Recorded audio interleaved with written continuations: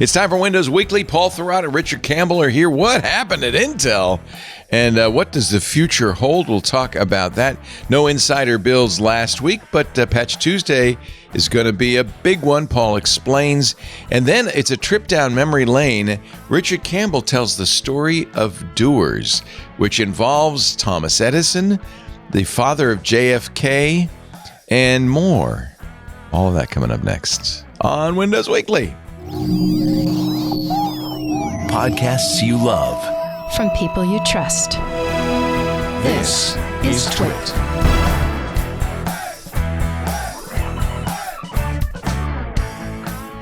This is Windows Weekly with Paul Thurrott and Richard Campbell. Episode 910, recorded Wednesday, December 4th, 2024. Intel Outside. It's time for Windows Weekly, the show we cover the latest news from Microsoft, episode 1 after 909, featuring Mr. Paul Thurrott at Thurrott.com. Hello, Paulie. Hello, Leo. Hello, Paul. And Richard Campbell from RunnersRadio.com.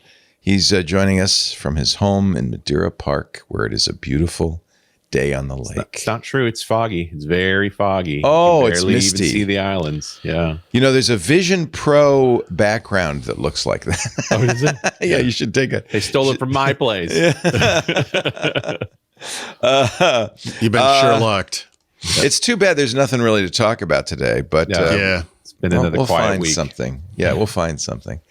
So, Paul, you want to kick us off with the top story, the Intel blockbuster news? Yeah, apparently they announced new GPUs. Everyone's been looking forward to these. And Well, dear I know God, I'm I'm just excited. kidding. Who cares? So, I What feel is like the big news? Yeah.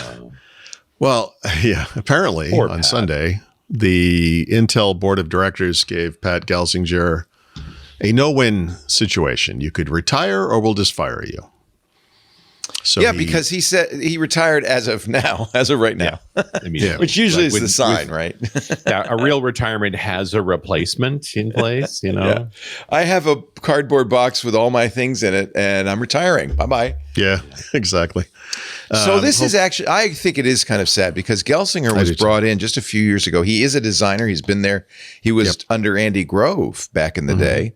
Knows, he's an engineer, knows Intel's business, and charted, I think, the proper course, which is separating this. And this is what Ben Thompson's been talking about all the time on Stratechery, this integrated business into Fab and Foundry. But I guess it wasn't moving fast enough for the Well, board. I don't think he's the one capable of doing it. It's a disruptor's play. Right. Yeah. And really, I mean, there's only two outcomes here for Intel. Actually, there's one outcome. They get I was dismantled. gonna, yeah. You're I mean, going to get dismantled. Are you going to keep the name or not? That's it. He seemed to think that, you know, Intel was better together, right? Yeah. But Well, I that's the also argument, wonder. right? Yeah, I think we're going to learn more about this over time. I don't think we've seen the full story here yet. They did, or there's been, I think Bloomberg, somebody reported that this transition was, or this recovery was happening more slowly than hoped for. But yeah, I mean, Intel made some major strategic mistakes over the years that led to such things as, you know, Apple choosing ARM for its iPad, which, you know, that could have been an Intel business. Incidentally, we talked about this yesterday on Mac Break. Yeah. Weekly, what a brilliant move it was for Apple to say, hey, we got to find something besides Intel. The same thing they did with PowerPC in years past. Yeah. There was an interview with the chairman, or not an interview, it was his Well- autobiography, the chairman of TSMC, who said, we started this conversation in 2011 with Apple. Yeah, no, I mean, Intel, that from my perspective on the Windows side of the fence, the big Intel crime, which has been ongoing for 20 years, is ignoring repeated pleas from Microsoft mostly to create more efficient CPUs for computers to make these they things did, over Adam. time more device-like. Yeah, they did. And that sort of proves my point. Yeah. You know, the low power chips they made are and were, you know, garbage.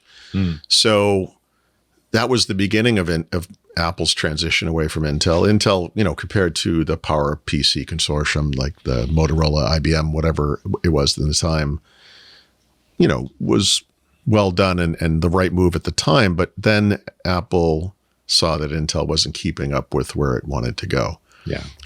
I think Ben Microsoft hasn't been Thompson's analysis successful on this, that you needed the mobile market Yeah. to justify the cost to modernize your fabs. Right. Yeah. To go to extreme And Intel ultraviolet, tried. which is incredibly expensive. Well, but did they? didn't They really did scale, right? But scale failed. Yeah. They you gotta walked sell away from billions for that to make sense. that. and you're not selling it. They tried to get it. They had wireless chipsets for a while. They had ARM chipsets, by the way, for a while. Yep. Which I think was Xscale a ARM chipset or not? I don't remember. Maybe not. They tried different things, but it was always kind of half-hearted. They were always like, look, more megahertz. The biggest innovation that they've had in the past decade, most likely, was their, move from 2 to 4 cores for the base core chipsets, which was nice because it didn't impact the battery life at all, but was not They so only nice went because battery life was multi-core terrible. back in 2000 because the P4 was such a disaster, right? And it was the Israeli mobile chipset. Their version of the P3 was outrunning the P4 anyway. Yeah, no, So that's where Core Duo came from. right. So look, at least they had something to fall back on. They owned this little company in Israel. They had a good new architecture. It worked. They got lucky, but they got outmaneuvered by AMD with the move to 64 bits. Yep. Were embarrassed by and enraged by the fact that Microsoft adopted x64, and then they had to put it into their own chips, which didn't like to see that.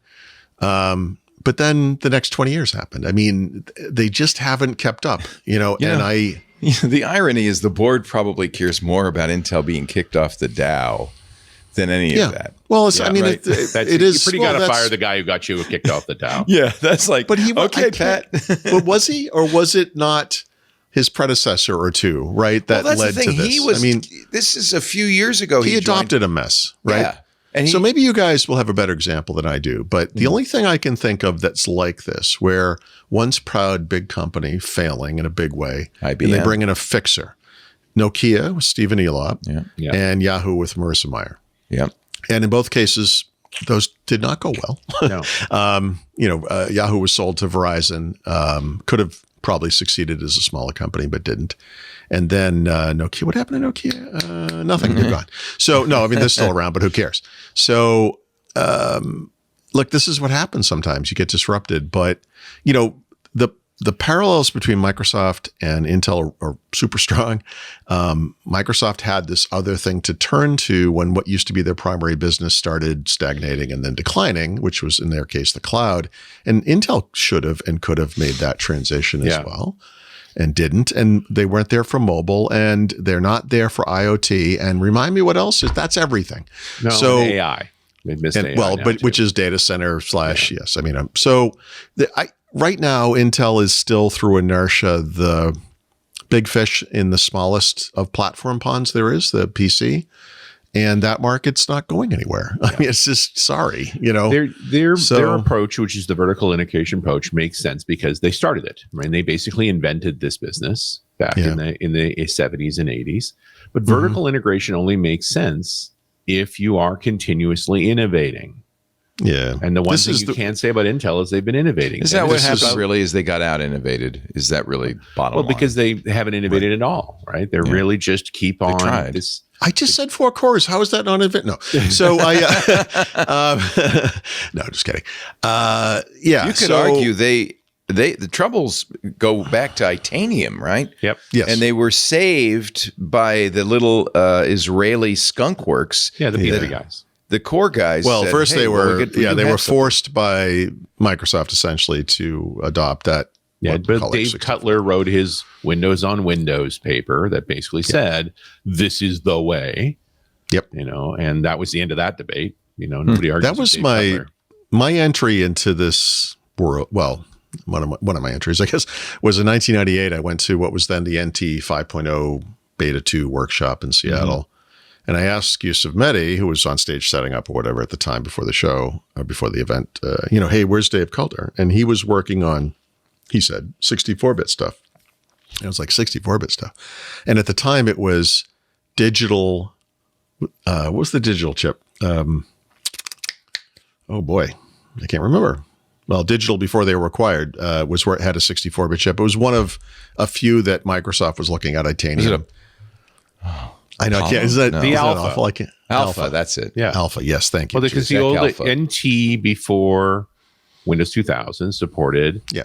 Intel, Alpha, Yeah, PowerPC. MIPS, and PowerPC, Yeah. right? Yep. With the hardware. Yeah, no, it abstraction was layer. multi-architecture. Even the software itself, the front end was multi-architecture. It was supposed to have multiple personalities. It was a POSIX environment, OS2 environment, Windows environment. And then by the time it kind of came out, they were like, well, Windows.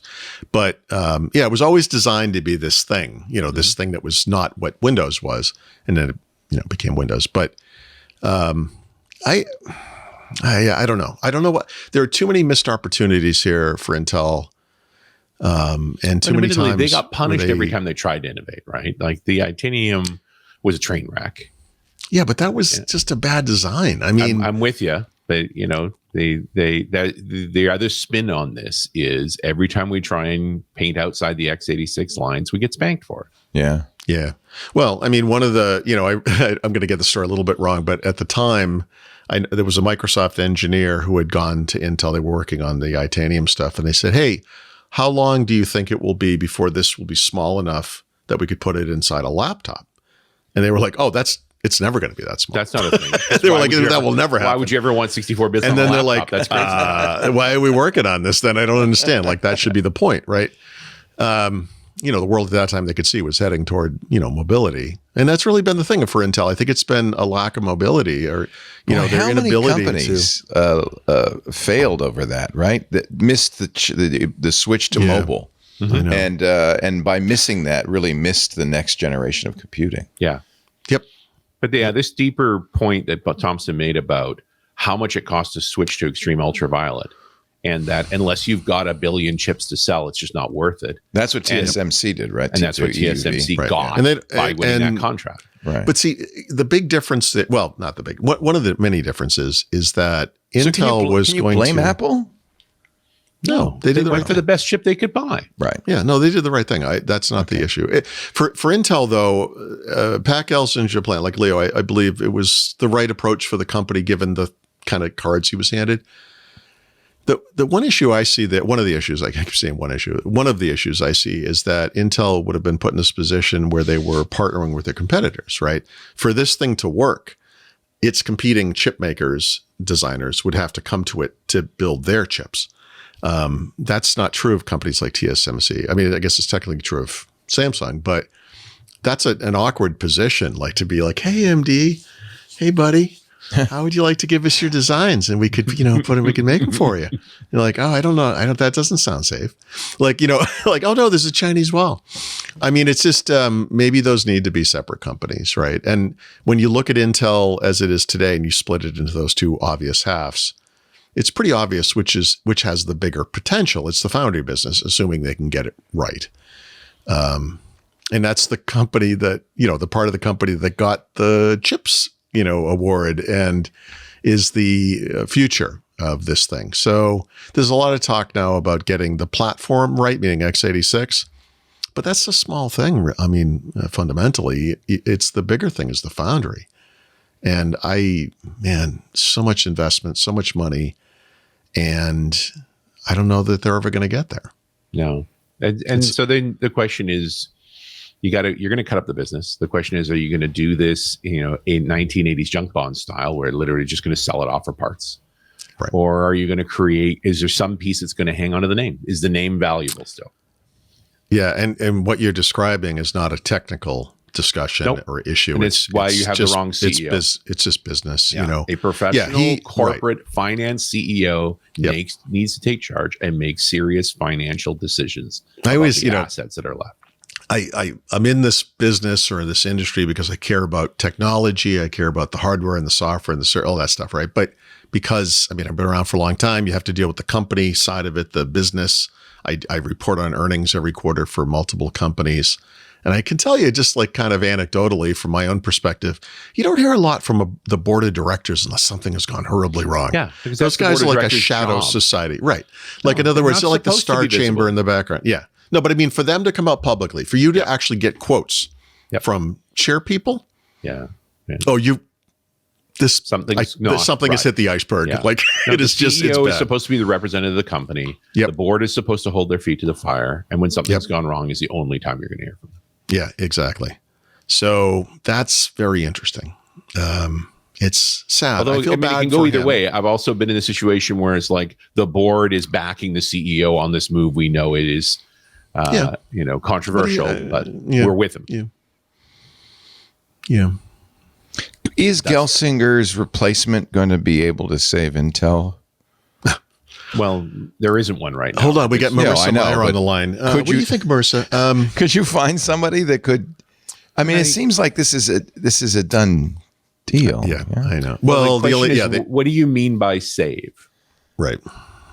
So I'm thinking about General Electric as an example, which was one of the biggest and best companies in the United States. In the recession, it started to collapse. They brought in Jeff, what was his name?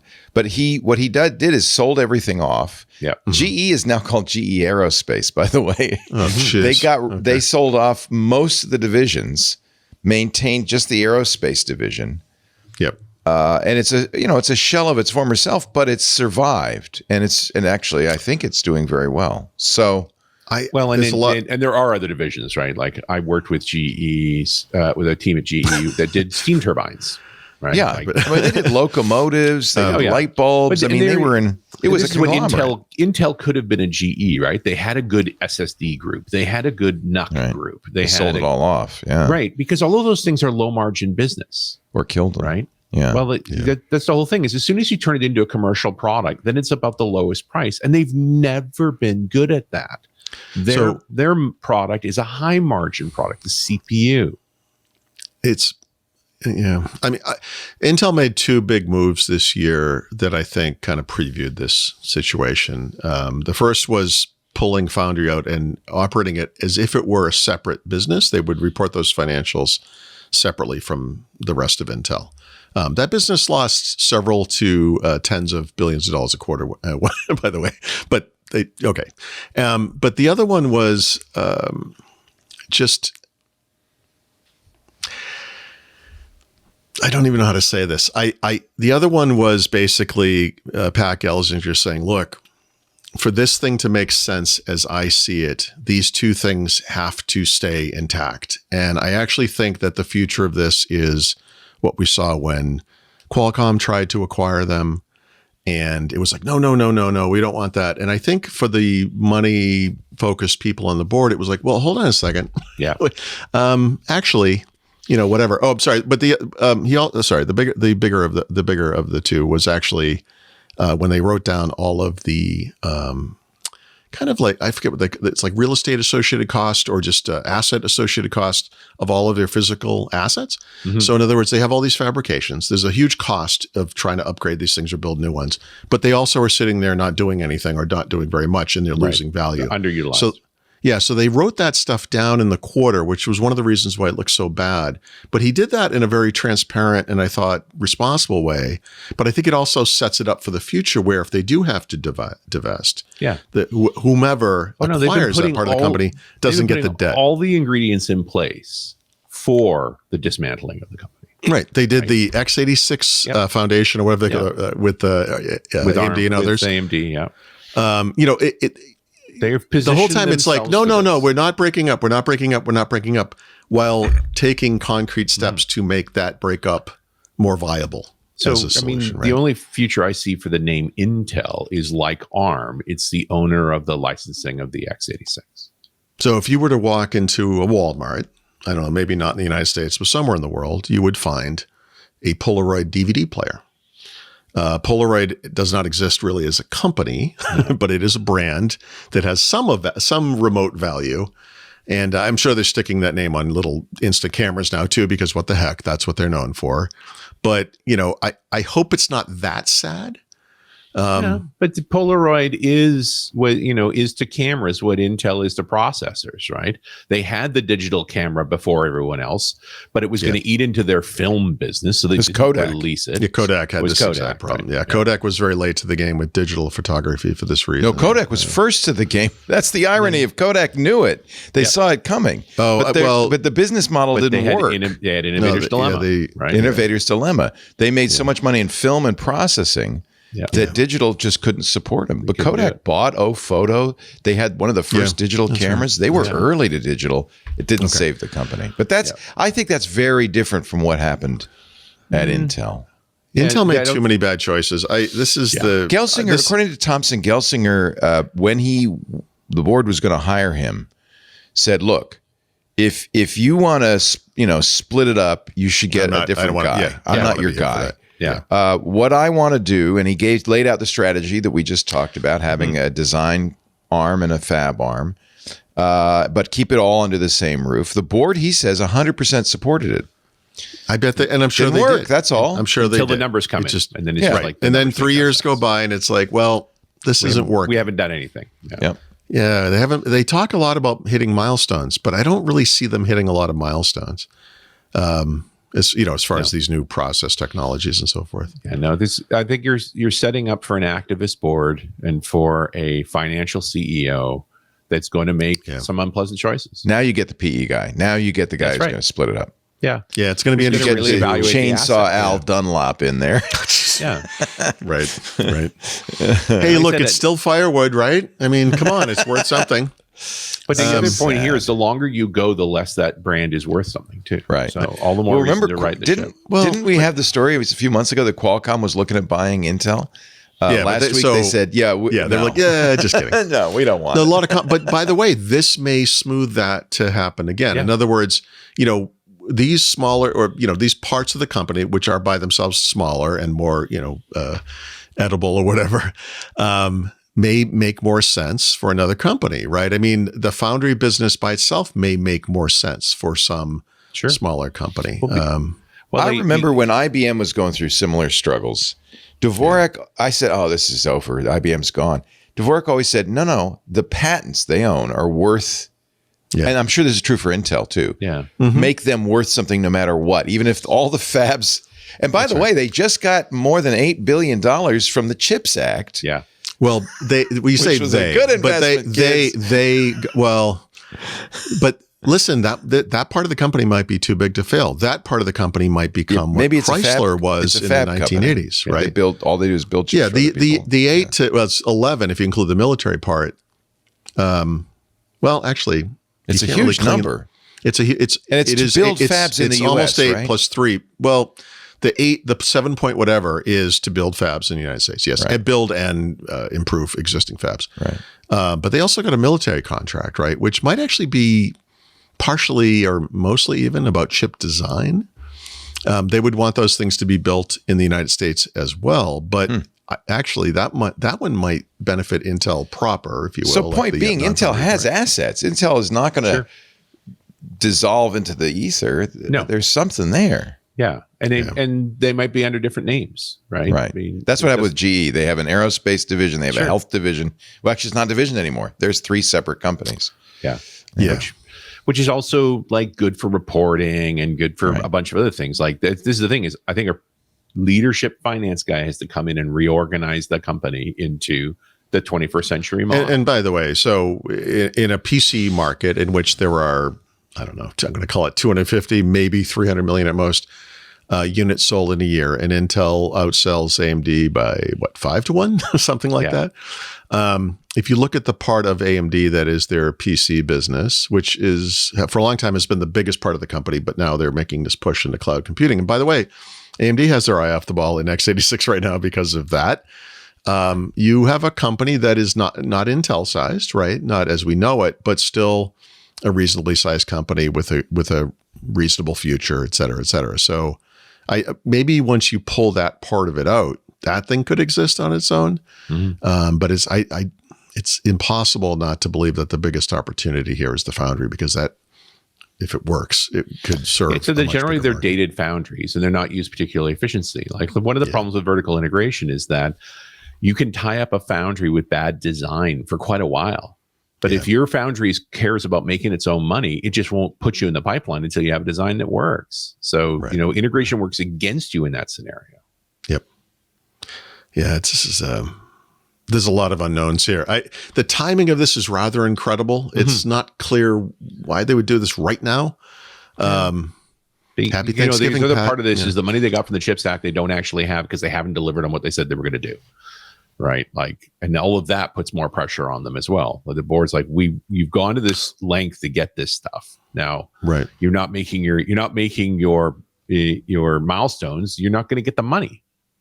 Well, my understanding is that it was awarded like that. That was the announcement, the 7 point. The awarding means you are now in a set of tranches based on milestones. We don't just write you a check for $8 billion. It's like, okay, how much are you going to need to make this step? Okay, we'll give you that for this step. When that step's done, then it's the next step, right? It's tranche based. Yeah. Okay. Well, they're screwed then because they're never going to make. No, they're never going to hit those milestones. They're not going to hit those milestones. There's been no indication whatsoever of them making any meaningful progress, unfortunately, and I'm not trying to be unfair to Intel. It's difficult, and they were starting from very far behind. And by the way, TSMC didn't hit pause button and say, we'll just wait till you catch up. I mean, they're already talking about more efficient 2 nanometer processes at a time when Intel is, what are Intel chips now? 7, 10 nanometers, somewhere in there? Depending on the chip. But I don't know. They pushed DUV as far as I go. They need to go to extreme ultraviolet, and those are expensive processes that need training on. And it makes sense to do that in the US. If you're going to go commit to all of that, commit to it on a new site instead of an old site. But it also makes sense to carve that off into an entity that has to live on its own, and so it gets a lot more efficient. Yeah, I agree. I mean, this was always I always have to compare this to Microsoft, and they were going to be broken up by the government. Remember, there's the apps/Office side and the Windows side, and what would that look like? And a lot of people would see doom and gloom in that, but a lot of people also see the opportunity. It's like, well, hold on a second. Now the Office team can work with these other platforms, and maybe the world changes now because it's not Office and Windows don't have that lock on each other. That could be true of the Foundry, I guess. I mean, we'll see, but I feel like the market's spoken on this. Can we call the days of Wintel history? Is it over? I'm so interested to see the ads that Microsoft's putting on all the big football games are ads for Qualcomm based. Yeah, they say that Snapdragon. They say the fastest computers ever made. Things like that. It's pretty clear. Despite the flaws of Windows on ARM, that's where Microsoft sees its future. Sure. I'm going to disagree with you. There are no flaws. So you could argue that Windows and ARM needs that marketing, the safe choice is to buy this thing that sounds like a jet engine and has 4 hours of battery life, but at least it's compatible with that stupid game you have to play. Yeah. But Which is why your batteries weren't running down that fast. Yeah. I mean, this kind of shift requires some marketing. But on the other hand, I have to point out, though, if you're setting up a server or even a gaming desktop, you're almost always going to look at AMD first, right? Not Intel, right? Well, so it depends on whether you're a Ryzen guy or you're an RTX guy, right? Okay, that's true. Part of the debate. And actually, somebody in an Intel Arc B series guy now, because that's happened. Somebody in the YouTube chat was saying, well, if Intel's so crappy, how come they beat their technology, whatever it was, ESS beats FSR? Now, I don't know what any of that means, but I think it's a gaming thing. No, that's ridiculous. So this story will be written, but parts of it already have been written. So one of the things I've been working on XESS is so much better than FSR, says Steven Anderson on our YouTube That's chat. Fantastic. So anyway, and the Amiga is still the best gaming PC. I get it. It's true. So it is true. Multiprocessing in the 1980s. Would have thought of it. Incredible. Look, Intel, a big part of their story is that they were big enough that they could just pay companies to keep using their stuff and not to use competitor stuff. And there's a big amount of inertia still occurring. And by the way, so just this year, we told the story about the Qualcomm launch thing in May back at Build and how Intel had to be ushered off of the campus. Yeah. Remember, they showed up Yes. after being disinvited. They took away their badges and said, you have to leave or we're calling cold. security. Yep. That is so cool. Intel has done everything they can to get in the way of Qualcomm and AMD, actually. But, Qualcomm, since we're talking about it. They pre-announced Lunar Lake that week because of this. So, don't forget. Oh, and by the way, Qualcomm's so proud that they're on 20-something different computers. Well, we're going to be on 100-something different computers when the Lunar Lake comes out later this year. And then they've spent all this time since then overspending on this garbage chipset that's super unreliable. The performance is terrible, doesn't match what AMD is doing, and stood up at IFA like they were the kings of the world, and that whole thing came crumbling down. It's a nightmare. This is how bad Lunar Lake is. Meteor Lake suddenly looks pretty reliable by comparison. It's pretty good, and that thing was a piece of crap. So this is a problem. And yeah, if x64 is it for you and you're never going to think about ARM, okay, congratulations. I would say at least that the AMD Zen 5 stuff is fantastic. So that is there. It's a happy middle ground. Can I build a Copilot Plus PC with it? Yes, you can. You can, really? Well, it doesn't have to be Snapdragon. No. No. That's all changing. In fact, I've already gotten the first screenshot from someone, and this guy did have AMD, but we'll say an x64 based Copilot Plus PC where it's hey, congratulations, you get those features now. So that's actually starting to happen. Right. Interesting. So that's, this it's a slow boil, but it's happening. Microsoft is, them advertising Copilot Plus PCs right now, I get it. But on the other hand, the people you need to convince aren't going to care about a Super Bowl or football ad or whatever, because they're the 2/3 to 3/4 of your customers that are businesses that immediately dismiss ARM because it doesn't work with the one thing that maybe they care about, or the just general fear and uncertainty and doubt over a new platform. And we don't, we're going to make sure we always give our employees like an 1.25 inch thick Dell laptop with a removable CD-ROM drive or whatever, because, we've been doing that since the 1990s and they seem to work fine. And so convincing those guys, that's the trick. Yeah, I think. So we'll see. I don't know. I don't know what to say there. I think for most, the people, we're going to talk about this in my tip, actually. The people listening to the show, by and large, are technical, and they're, they're very set in their ways, So it amuses me, but also distresses me that we collectively as a community have spent the last, 10 years or more wringing our hands over ARM, and how come we don't have ARM, and how come we don't have ARM? And then it finally happens, they're like, oh, well, it doesn't run like this DOS game from 1997 I have to run. All right. I have this really esoteric, serial adapter hardware thing I do, or I'm a musician and I need this exact. It's like, guys, come on. You don't represent the mainstream. I think for my wife, Leo's wife, or anyone's wife, or my brother, who's just a normal person, these things are categorically better. They just are. This platform is categorically better. But it does, we need, even though the support this year has been incredible, hardware, drivers, and software natively, it's still kind of new. It's not going to play Transport Tycoon from 1988. I'm not going. I hear you. For me, it's like Half-Life 2, but same thing. I mean, all right, let's take a little break. We have this is called Windows Weekly, so not Intel Weekly, so. Well, no, but this is Intel is inextricably entwined. Intel is outside now. Isn't it? It's such an interesting story. This next year is going to be crazy. I'm really because this year was so calm. Yeah. Well, I mean, in this, we'll see what happens. I don't know. We'll see what happens. We'll see what happens. Windows coming up on Windows Weekly with Paul Thurrott and Richard Campbell. Our show today brought to you by the good folks at 1Password. Now, 1Password as the password manager. Did you know they acquired Collide, one of our longtime sponsors? And together now they've created something very exciting called 1Password Extended Access Management. And why do you need this? Well, I can answer that question with a question. Do your end users always work on company-owned devices, on the that nice thick Dell that you provide them with a CD-ROM? or the phone, the BlackBerry you've given them? Do they always work with those devices and IT-approved apps? Do they ever put their own stuff on there? Of course they do. We live in the era of BYOD, right?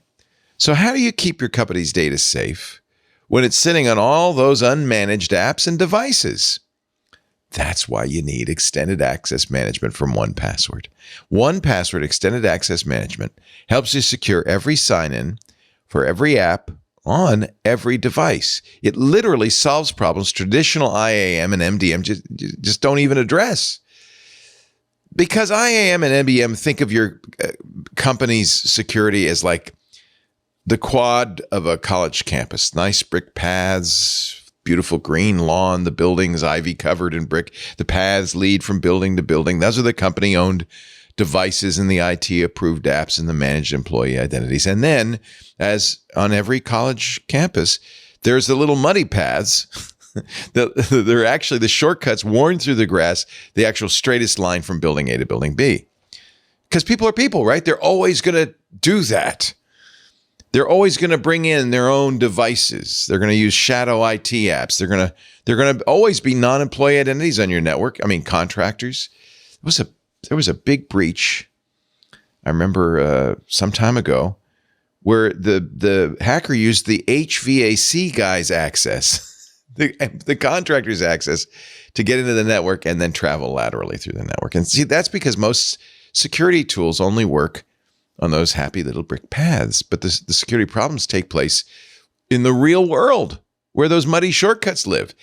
1Password Extended Access Management is the first security solution that lives in the real world. It brings all those unmanaged devices, all those apps, all those identities under your control. It ensures every credential is strong and protected. Every device is known and healthy. Every app is visible. It's security for the way we really, literally do work today.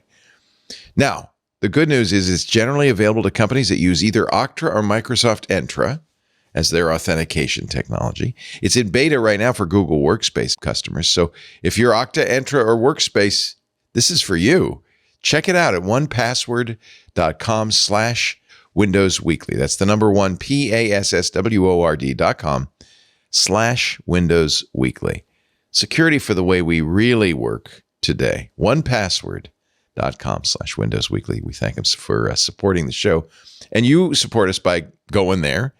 That way they know you saw it here. Make sure you do the full thing, 1Password.com/Windows Weekly. Back to the show, Paul Thurrott. I guess everybody went home for Thanksgiving at Microsoft. Yes? Oh, you're muted. I realized halfway through the ad there, I was typing away with it, muting myself. It's okay, we enjoyed it. It was fun. I'm sorry. Actually, using modern hacking techniques, I could tell you were writing a letter. You could actually tell what I was writing. Nice. No, nice. Those are some highly trained ears you have. What was I watching? Oh, there was a new movie called Conclave, where it's the papal conclave where they're electing a new pope, and they have the security guys blacking out the windows of the Sistine Chapel. They said, yeah, because hackers now can use lasers to tell what you're saying inside. It's true, by the vibrations on the glass. That made it into a movie is hysterical to me. I guess it's a real deal. Anyway, go ahead. Sorry. I don't know what you were typing. I have no lasers. It's I was in the Discord. Neil Laporte, now laser free. Laser free. Windows. What's the Windows news? Last week we didn't really have anything going on with the Windows Insider program. Thank God. It was a nice week off. And then this week, just today there was a new Canary build, which only has one kind of new feature, which is that I didn't know this wasn't the case, but Microsoft has loosened the rules of the Microsoft Store inside of Windows so much that you can pretty much deploy anything through it. But I guess if you had a Win32 desktop app, the updating would just happen however you updated that app, like outside of the store. But now they're supporting Win32 app updating through the store, which is actually, is probably the best and most efficient way to do this. So that's something that will be happening, out in public. sometime in the future. Separately from this, Microsoft had a post, not about anything new with the store that just happened, but rather all of the changes they've made to the store this past year. And I have to be honest, this thing, when it started as a store in Windows 8, as the Windows Store, was pretty sad, right? It was a great collection of farting apps and also apps written by what appeared to be children. But as far as high quality, that stretch from 2011 to 2012 between the beta and the final, like everybody at Microsoft was whipping everybody they could find to put apps in the store. People forget this, but at I want to say it was the consumer preview, which, we would call a beta or something like that. Maybe it was the release preview. I don't remember. But sometime that year before Windows 8 came out, they had an event where they highlighted all the new apps that were in the store, and they were all written literally by interns. And they were sort of bragging about like it's so easy. Even our interns can do this. And it was like, guys, you're not selling it. I mean, if you could have had Spotify, Netflix, Instagram, that would have been. The other offer was WinJS apps, right? Like that's what you were supposed to write. So yeah, well, yeah. The regular Windows developers are literally going, I don't know what that is, and the JavaScript people are like, I don't know what that is either. So. It's tough. Right.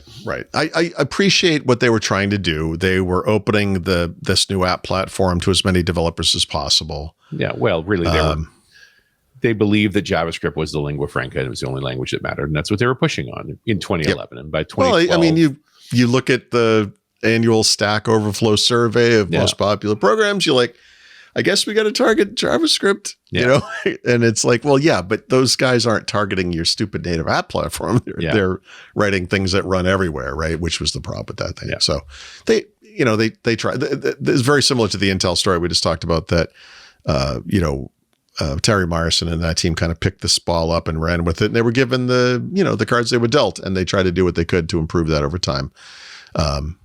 Also didn't work too well. But, here we are. So it's many years or 12 years later, right?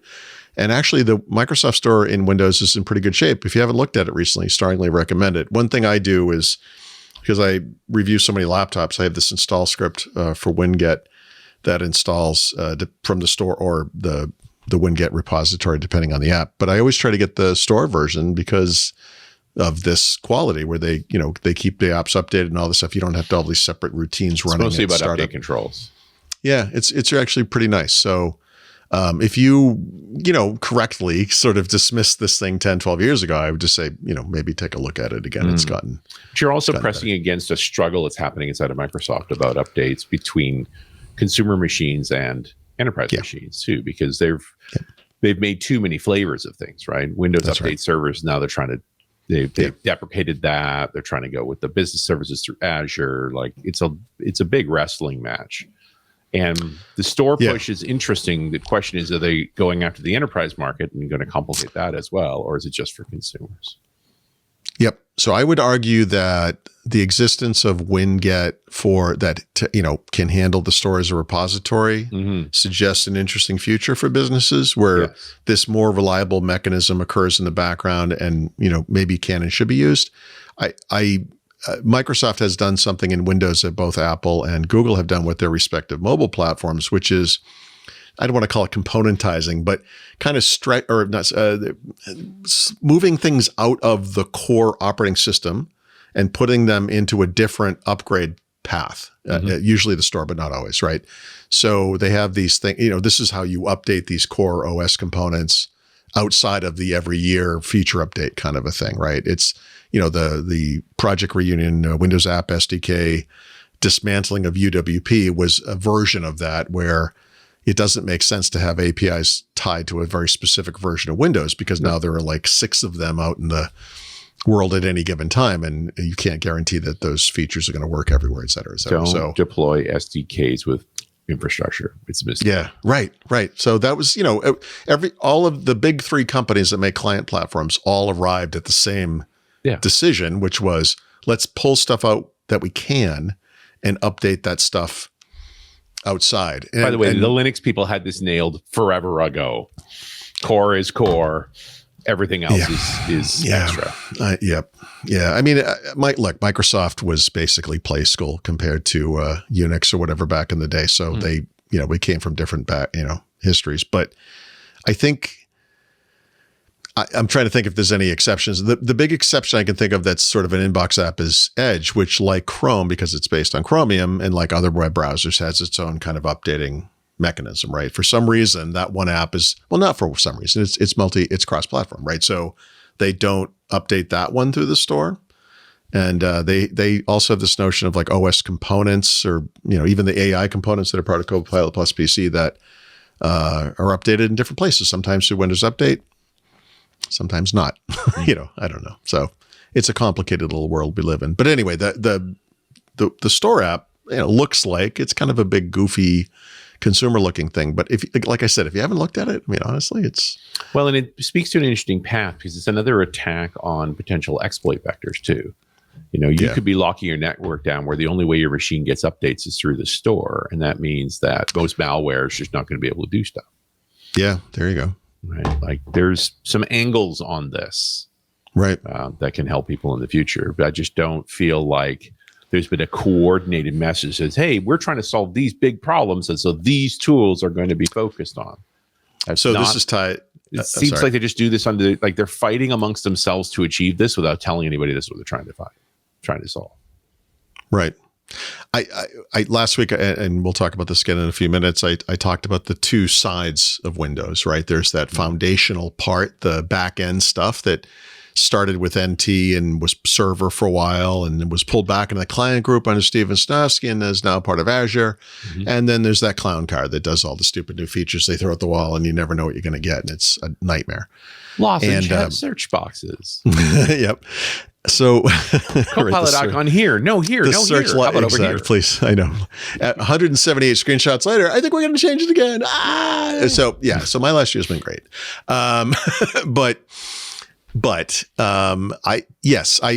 Because of Microsoft's security push now, they're starting to kind of talk about that back-end stuff a little bit more. I think one of the untold stories of 24H2, which gets undermined by all the reliability problems we've experienced, is that they actually changed the foundation of the OS pretty significantly. If you look at it just from the back end, this thing's Windows 12. Like, this is a new thing. It's a weird way to do it. Yeah, it's very strange. The fact and it's also experimental. This would be the first time they've done this.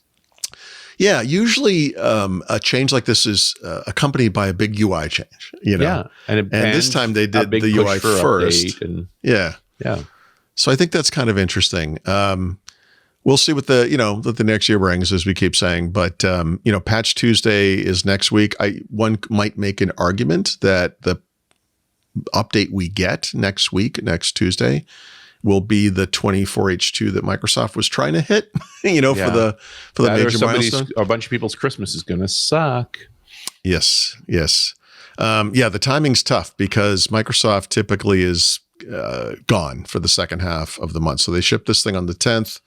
And hopefully it isn't accompanied by all the problems we've seen over the past few updates, because it's been pretty ugly ever since 24H2 was finalized. So we'll see. But no, it's a Service Pack 0 OS in disguise, right? Like that's what's really happening here, and we're having SP0 effects.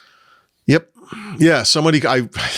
We'll talk about this in a moment again, but I had written this thing today about this duality, this kind of weird paradox of the Windows team, or teams, I guess, Windows as a product. And someone said, you keep talking about how great the foundational stuff is, but we have had all these reliability problems. How do you know it wasn't caused by that? And it's the nature of the problems, frankly, because it's always these stupid change. Like, it's not a foundational issue in Windows 11 that when I open a menu in File Explorer that it goes up instead of down and goes off the edge of the screen and I can't see it. That's a problem in File Explorer. More specifically, it's a problem in the File Explorer UI, which for some reason Microsoft has been screwing with constantly for the past 2 years. Mm-hmm. So it's the clown car. It's not the adults. We could go through one of the problems and kind of come to a similar conclusion, but that's why. So I do think it's rather incredible. We'll see. Fingers crossed and all that. But so far, despite all these big changes under the covers, it seems like it comes up, looks the same, works the same. But, updates actually will happen much more quickly in the future, which is fantastic. That means they can deliver more of them. Many versions. I know, that's always the thing. No rebooting. No rebooting. Yeah. So anyway, it should be quiet for the rest of December, barring any reliability problems. We'll see. I'm kind of hoping that issue I mentioned with File Explorer is actually fixed next Tuesday, but that might be a January problem. I don't know. We'll see. So there's that. Microsoft, because Windows 10 is going out of support next October, unless you pay for extended support. Or they change their minds again. Yeah. Published an article about TPM 2.0 being a system requirement of Windows 11, which is kind of weird because Windows 11 came out like 3 years ago. Why are we still talking about this, right? Yeah. So I looked this up. They tried to make it a requirement when they put out 11 and got so much pushback that they diluted the requirement. So here's what I found reading my own stuff, and I had forgotten about this, which was in 2015, Microsoft revealed the system requirements for Windows 10, right? And at the time, what they said was TPM 1.2 or 2.0 optional, but 1 year after the system RTMs, we're going to make TPM 2.0 a requirement. Right. So they actually said that in 2015. So this was 6 years, right, before they actually did it in Windows 11. But you might notice that they never actually did make it a requirement. They never discussed this. I never found any instance of them saying, okay, this is what's going to happen. We're just, there was a lot of stuff with Windows 10 where they said something like, we're going to make Windows 10 a free upgrade for Windows 7 and 8. If you have a product key, you'll be able to use that from a previous version of Windows. It will activate. You'll be fine. You can do a clean install of Windows 10. But that's going to work for 1 year. And then 2 years and 5 years and 7 years went by, and they never put a lock on that. They eventually did, by the way, but that just happened, I think, last year. But for a long, long time, they said something and then they didn't do it, Yeah. And I think the rationale there, because they'll never say this, is that they really wanted to get people off Windows 7 because no one was using Windows 8, and those who were hated it. And they wanted to make Windows 10 as viable for everyone as possible. So they didn't change the system requirements. They talked about it. They knew this was the right thing to do. TPM 2 has actually been around since 2014, by the way. It's not a new thing. Yep. The famous thing or infamous thing about Windows 11 and the system requirements, remember this is 2021, was that you basically had to have a 8th gen Intel Core processor, a newer, or the AMD equivalent. These are basically 2017 parts. TPM 2.0 has actually been sort of a shadow requirement of Windows for a long time. So when Windows 8.1 came out, Windows 8 had adopted something called, what was it called? The connected standby, right? This was the device-like experience where you pick it up and it lights up and comes on. It doesn't really go into that deep sleep, but it also doesn't kill the battery. And while it's sleeping, it's still, your email's still going and you're doing all that stuff. In 8.1, and this is like 2013, 2014 timeframe, they actually made it a requirement of PC makers that you had to have TPM 2.0 in the device. Right. So even though it wasn't technically a requirement for Windows, for you to make a new PC and sell it and get the certified for Windows 11 or 10 you need to sticker, have the hardware. You actually had to have TPM 2.0, right? Yeah, and you can't buy a motherboard without TPM 2 on it. No, that's the thing, right? And so I suppose that there is a world of PCs out there that have TPM whatever. It's not enabled for some reason. I know for a while their gamers would say, hey, I disable this because it slows the system down somewhat or something. And I guess I understand that. But yeah, I don't know if it was true. It was blamed for a lot of things that had. I know it's hard to say. It's hard to say. So in Windows 11 24H2 and in these Copilot Plus PCs, and now with this Windows Resilience Initiative or whatever they're calling it, Microsoft is starting to talk about this new not a baseline, but these new security technologies that if you have a certain set of components, you have an even better or more effective security solution in the PC. And I would imagine that those things are going to become the baseline, in some future version, right? We talked about Copilot Plus PC becoming just PC, but they published this thing about TPM 2.0, and I thought to myself, well, obviously, they're going to talk about this new stuff. They don't. They're having the same conversation they had in 2021, but now they're having it with businesses, which is like, look, you're going to have to look at your computers. They almost certainly have TPM. Make sure it's enabled. And if you're using a computer that is so old that it doesn't have TPM 2.0, we're not going to. It's a decade old, right? Like that's an old machine. We're not doing it. And I wish I like this language. I have to say, I felt that at the time in 2021 that some of these requirements were a little arbitrary, right? It felt like they were trying to get people to upgrade. Like maybe we can goose PC sales a little bit or whatever. Yeah. Today, it's a different story. It's 3 years later. There's really almost no excuse not to have a TPM 2.0 whatever in your computer. You have it. It's just a question. You have it. Yeah, that's the thing. I mean, for most people, you have it. Like it's just there, right? And they referred to this as non-negotiable, which is such a beautiful term. And it like, look, this is really mean it this time. Yeah. I mean, they started to, it wasn't called TPM in the beginning, but Microsoft started talking about this notion of a security chip that became TPM in 2003, right? At the Longhorn PDC, I think, right? It's the fallout of trusted computing, right? Like Foundry, which was 2001. Yep, that's right. And all mobile devices have some sort of secure enclave. Yes, that's the thing. So. And you get this kind of consistent security and authentication experience that involves biometrics and secure enclaves and whatever the security chip is called on different types of devices.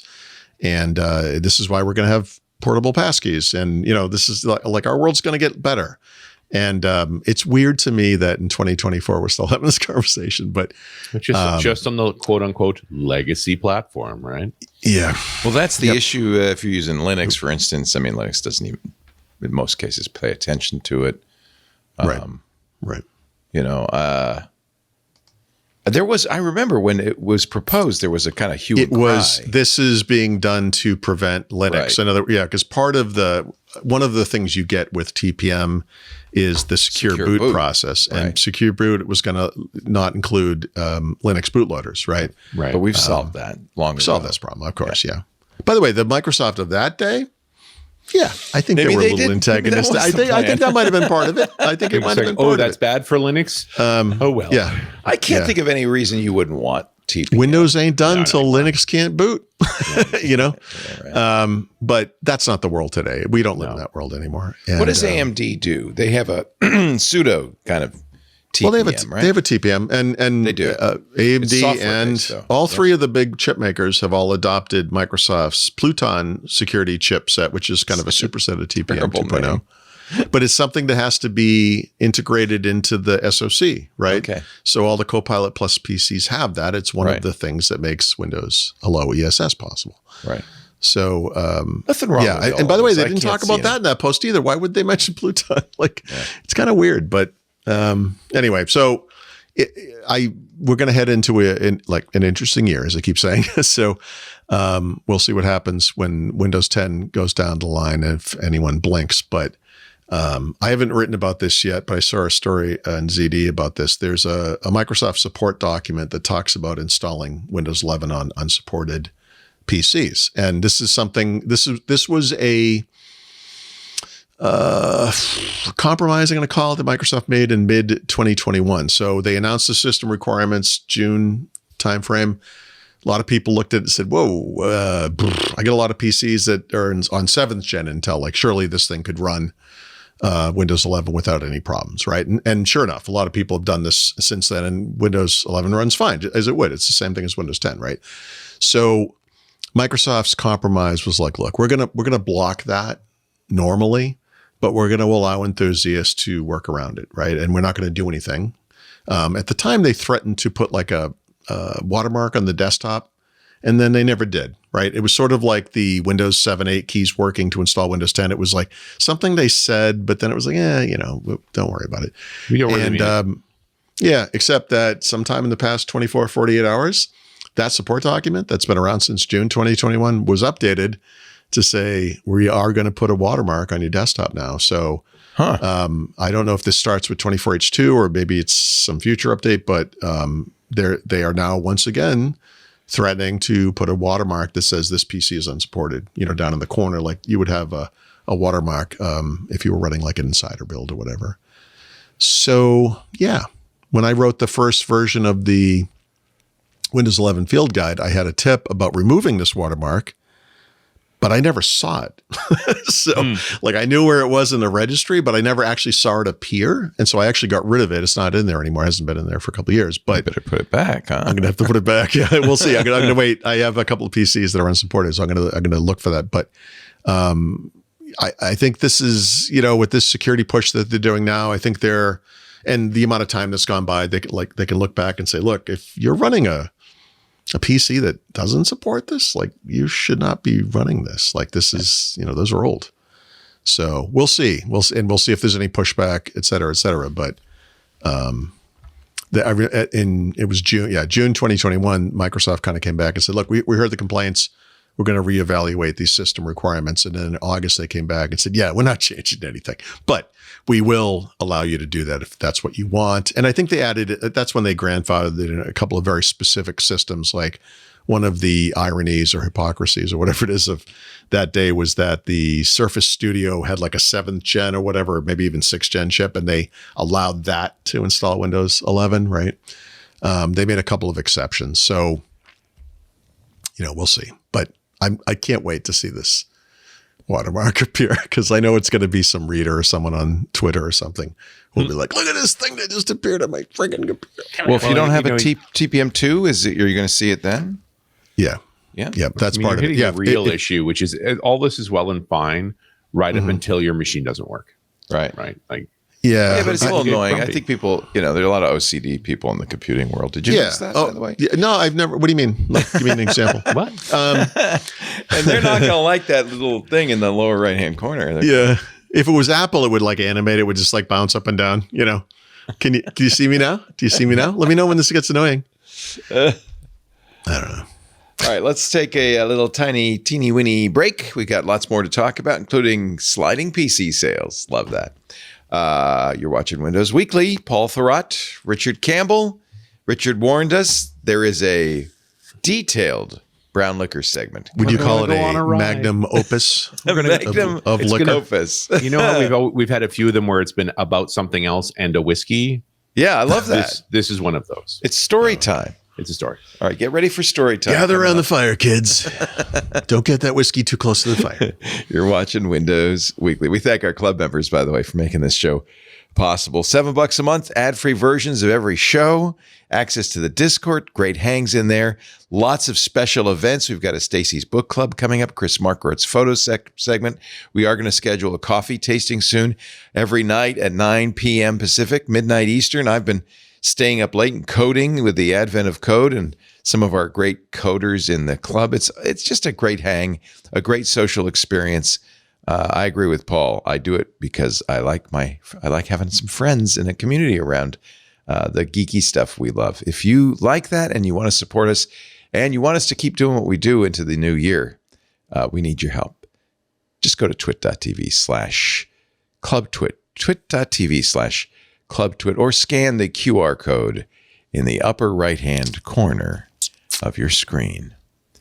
There's Richard. I don't know why the QR code is, there it is. There it is. Upper left hand. Thank you. I'm a lefty, so it's, for me, the right. Nobody's perfect, Leo. Nobody's perfect. Our show today brought to you by those good folks at Melissa. We love Melissa. They are the trusted data quality experts since 1985. We've been talking about them for almost a decade now.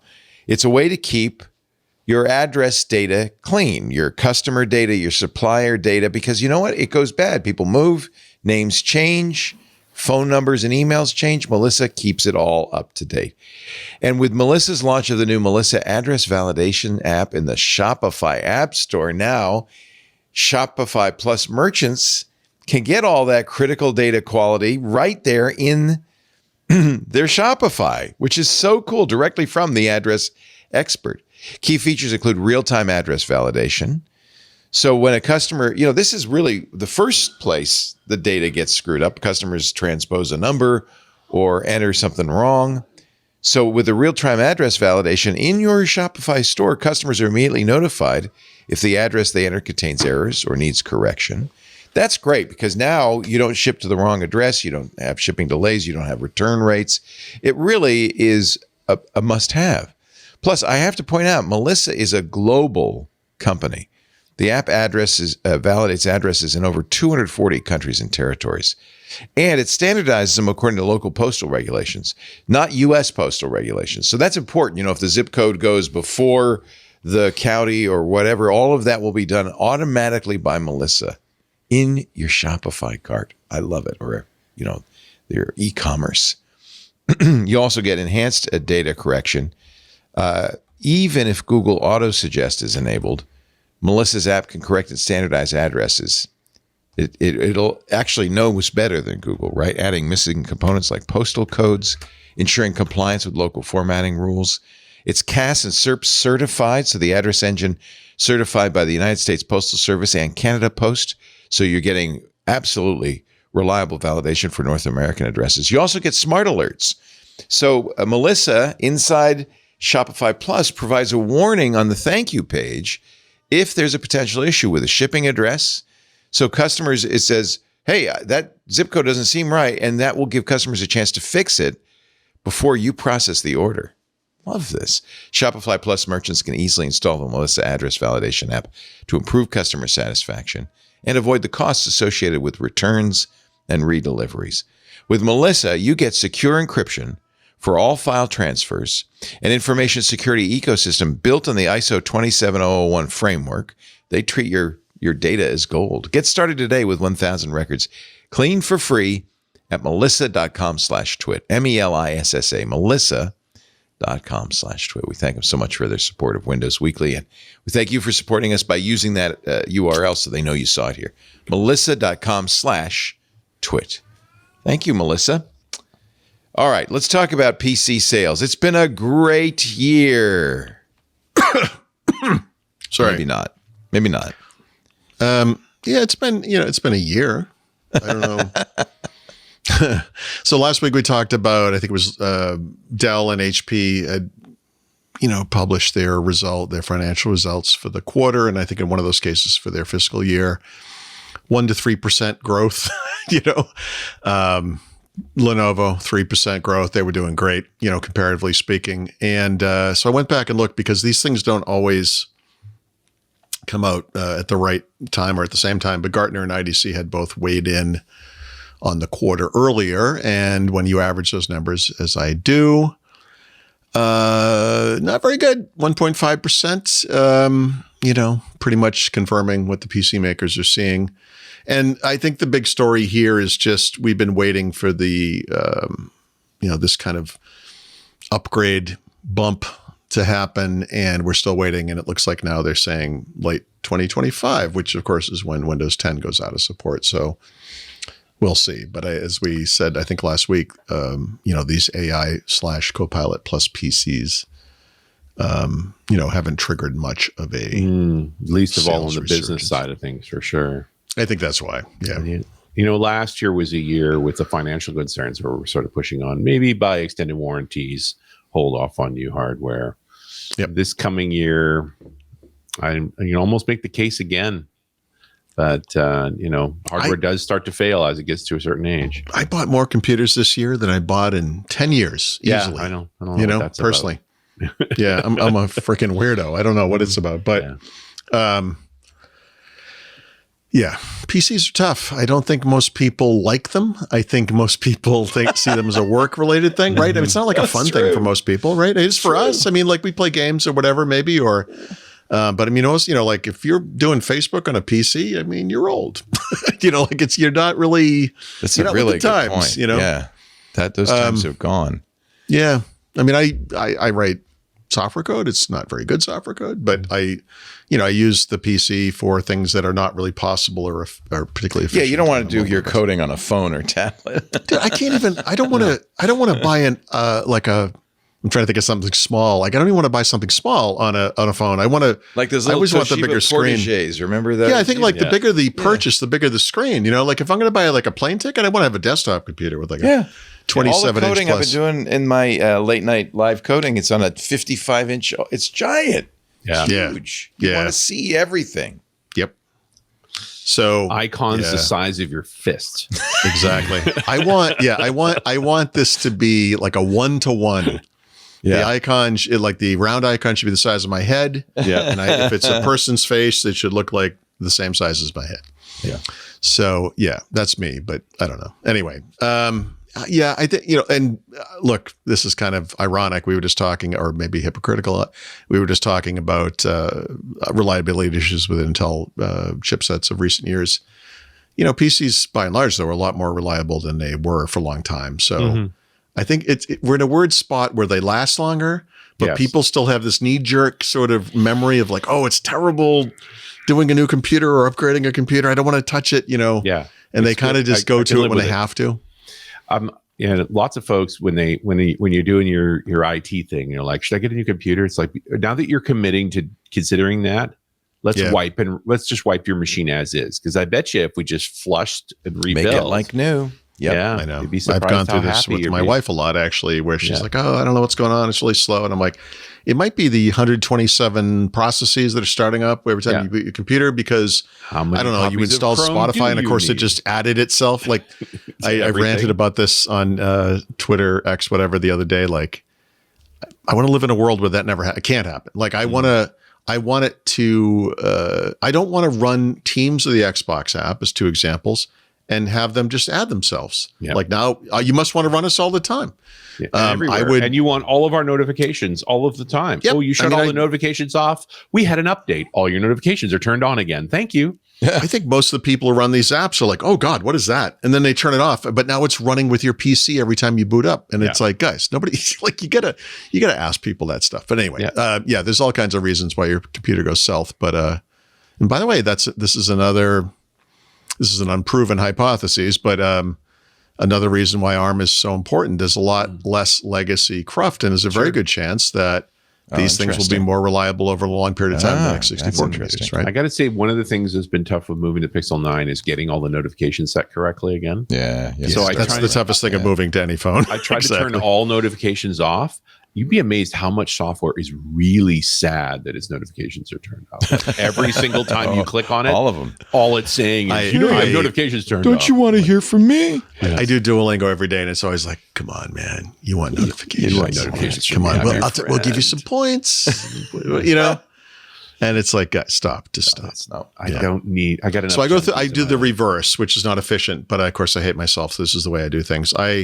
I leave it the way it is, and then I turn them off one by one. Right. Until in the end, I have nothing running. And I could be, I don't care if it's an iPhone and Android, it doesn't matter. This thing will make a sound or a vibration, and I want to kill it. Yep. Like it's always like ping. And you look and you're like, Google Photos says you have a memory from 2016. Die in a fire. Like, seriously, what do you like? Seriously. That's actually the best tip for mobile users is turn off notifications. Well, but it's harder than you think. Yeah, it is. It's incredible. Like, and by the way, Windows, this is a problem too. So the big Windows notification everyone would have seen, is, unless you turned off OneDrive, is it will pop up and be like, "Hey, you have a memory on this day," and you're like, "That's fascinating." I hate that thing. I hate it. I hate it so much. And I review so many computers. It's all day long, right? Yeah, so I need the checkbox of never interrupt me again. This is not a thing in Windows. This is Windows. So the problem with this notification is Windows has options. You can click on that notification banner, and one of them is like, just never show me a OneDrive notification again. You do not want to choose that, actually. If you use OneDrive, there might be things happening you want to know about. You actually have to go into the app and find the notifications thing in setting and just turn off that one kind of notification, which, by the way, you can do in mobile with a lot of apps too. And what am I doing with my life again? Yeah. Like, why am I spending this much time on this? Have you seen your books? I know. Yes, I know. Yes, I have. Speaking of unmanageable messes. Anyway. All right. So we talked about what do PC sales, terrible. Talk about DeX. Yeah. So this is so sad. Well, it is. Nobody used it, obviously. Yes. Yeah. The reactions to this, this is very typical for our community or for our world. They're all over the map. There are people like, oh my God, I use this every day. And you're like, really? Well, what's wrong with you? Or you have like the people like, well, it must not have been very good. I've never even heard of this. Like, okay. I have heard of it. I have tried it. I've always been fascinated by this idea of a hybrid device that can do two things. We did this with Windows Phone briefly, remember? You plug this thing into a dock, keyboard, mouse, big screen. It becomes sort of a computer. There's a desktop environment. But my issue with DeX, aside from the basic latency performance issues, was always, this needs to come from Google, right? This needs to be a feature of the operating system, you know? So I appreciate the work that went into this. I sort of see what you're trying to do here. I like it. But this should be coming from Android. And it hasn't to date. By the way, they're working on that right now. So we talked about these rumors about Google maybe switching Chrome OS to Android a little bit last week, and that might be part of it. I have two devices here now that have a little bit of a Android desktop environment if you want to enable it with a taskbar and a start menu looking thing and floating windows. And okay, you know, maybe on a tablet or a bigger device, this might make some sense. So it is coming to the operating system. But separately from this, Samsung, of course, has this partnership with Microsoft. So the phone link stuff is built into their flagship phones now. You don't have to download the app. You can open Phone Link on your computer and they'll just kind of sync up and they kind of work. And they have additional features that aren't offered on other phones.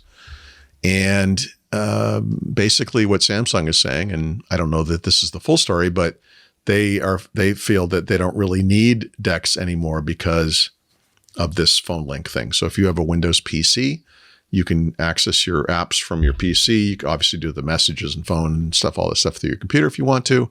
But that's not what DeX was, really. No, it's not. That's my thing. It's like, it's not exactly what it was, you know. Is what it is. Yeah. The idea was you would have a monitor and a DeX dock and a keyboard and a mouse at the office. Yep. A monitor, a DeX dock, a keyboard, and a mouse at home. And it became a computer as soon as you docked your Samsung device on either This is the dream, right? That you have this one device. One thing that does multiple things. Computer. Right? No. Yeah. We barely have lots of things. Yeah, nobody ever wanted this, I think. Yeah, so I mean, 10 or 15 years ago, I was flying on a plane. I had I think it was a Palm TX or something like that, or Sony something that was a Palm device, and one of those little folding keyboards, and you put the thing on like a little connector, and I'm typing away, and the plane bumped, and the phone, like 1 millimeter off the thing, froze up. I lost whatever I was working on, right? So I was like, all right, I'm done. That's it. I've been trying, you know, Jerry Purnell used to always have those Windows C. Remember the handheld PCs, the size of a keyboard, like short screen. Love that stuff. He, like me, he spent a long time trying to, find that hybrid device that, made sense. He actually did a lot more than I ever did because I was always really disappointed. But at the time I wrote an editorial called The Right Tool for the Job, And my whole thing was like, look, I'm a big guy. I can carry a laptop, a tablet, and a phone. It's okay. Each one of these does something really well. I'll just use them for what they are. So it'll be fine. I'll be happy. Yeah. And it has been fine. It's worked fine. But yeah, I mean, I still get it. Like I get it. Like I understand the appeal, It would be cool if you had a phone and you got on a plane as an obvious example. And there was a screen and you plug it or whatever it does, connect somehow. You have like a virtual keyboard on your tray or whatever, and your stuff is there and maybe you're online, and that I like it. I like the idea. Maybe this is the Microsoft Thin Client that they just announced. Maybe that's what you want. It doesn't have to be NUC sized. It could be a phone. It could be anything. Yeah, that's true. Yep. Yeah. No, there's a Windows 365 app for your phone. I mean, you could do that. I can't tell you, it's been a while, but several years ago, I was at probably a Microsoft Ignite or similar conference, and someone showed me their phone and how they had remote desktoped into their PC, and it was like these stupid little icons. And I was like, it's like, what is wrong with? How much time did you spend on this? This is ridiculous. But it's like a one pixel. Yeah, it works. It's a start menu and everything. No, I get it. But like, I don't know. So anyway, I like I said, I like it. I like it conceptually, but I think the first step is it has to come from the company that makes the platform, right? Yeah. So, okay. I don't know. It's an interesting idea, but it's over. So that's happening. Mm-hmm. So I think January is the time frame for that. It's pretty quick. So it's going away. Mm-hmm. So much for that. Yeah. Sorry. This one is incredible to me. So you may recall, I think it was back in October, Microsoft lashed out against Google for what they called a shadow astroturfing campaign against them in Europe, where they tried to get a bunch of European cloud vendors to rise up and complain to the European Commission. And Google actually came back with a pretty good response to this. So like everything we've done has been public. I'm not sure what you mean by shadow campaign. It's been kind of an overt campaign, frankly. But anyway, there's still, whatever, just kind of not in keeping with the whole Brad Smith kumbaya, vibe we've had for 20 years now. And this week there was a similar complaint. Same woman, by the way, deputy general counsel for Microsoft on LinkedIn, because that's where you post things. Said, hey, remember last week when Bloomberg published a story that the FTC was investigating us for antitrust violations? Remember that? Yeah, that's how we found out about it. We read about it in Bloomberg. What? They have never contacted us about this. They've never served us with a legal filing of any kind. And when we went to them to ask about it, they were like, yeah, we don't have any comment on that. So interesting. Nice. So here's the thing. So they have accused the FTC of ethics violations using their own internal ethics rules. They've asked the FTC Inspector General to investigate. They'd like to know what's going on, because when Bloomberg and then later the New York Times and I think also the Financial Times all report, citing multiple sources, the same exact thing. This could only come from within the FTC. No one else would know about this. Right. So they believe that this is part of a campaign from what they call FTC management, read Lena Khan, to leak information about investigations to convince companies to try to do the right thing, I guess. And apparently the guy who is the Inspector General of the FTC publicly complained about the rising number of these incidents under this agency's current management. So it's Lena Khan kind of acting unilaterally? This is the thing. We can't say that. We can't actually say Lena Khan. They'll say FTC management. I don't know how you could prove this. Like, in other words, imagine there's an investigation, right? Yeah. And they come back and they're like, look, yes, it's pretty clear someone or someone's within the FTC leaked information about this investigation publicly and other investigations, apparently, not just this one. But how can you prove it was her, right? Unless you find emails or something, or you find witnesses who say, yeah, no, she used to stand at my office door all the time. It'd be like, did you leak it to Bloomberg yet? Like, unless you have that, it's just kind of speculation, but not helping matters. I think, Lisa Khan, I don't know if you know, this is a little controversial. Well, she's probably gone, although it's she's funny. definitely JD Vance really likes her, so I don't know. I don't know if she's gone, actually. I think she's it's unclear. Yeah. Anyway, so this is interesting. And it's also like a really aggressive, in your face kind of accusation, right? It seems like a weird thing to say unless you were pretty sure this was what was happening. Mm-hmm. But apparently it's the not FTC just Bloomberg, right? The Times and the Financial Times both Bloomberg was first, but then yes, there were others who cited their own sources, right? That's enough to make it real. I could imagine the New York Times sitting there, be like, just wait for someone else to publish it, and then we can go live with it. Yeah, we heard. Like, I don't want to be first. Don't want to be first. Yeah, don't want to be first. What an interesting story. I did not realize that the FTC has not confirmed it. Right. Well, so apparently, when there's an internal investigation in the FTC, they don't have to make it public. Right. I didn't put this in the article, but that makes sense. But apparently, when there is information that goes out in the public and a company's been accused of something, the company has the right to come back and say, okay, now you need to let me know what's happening. And they're like, we don't have anything to say. It's like, okay, so we read in Bloomberg that you were investigating us. And I was just curious, can we get a rough idea of what it is we did wrong? Nothing? No? Okay.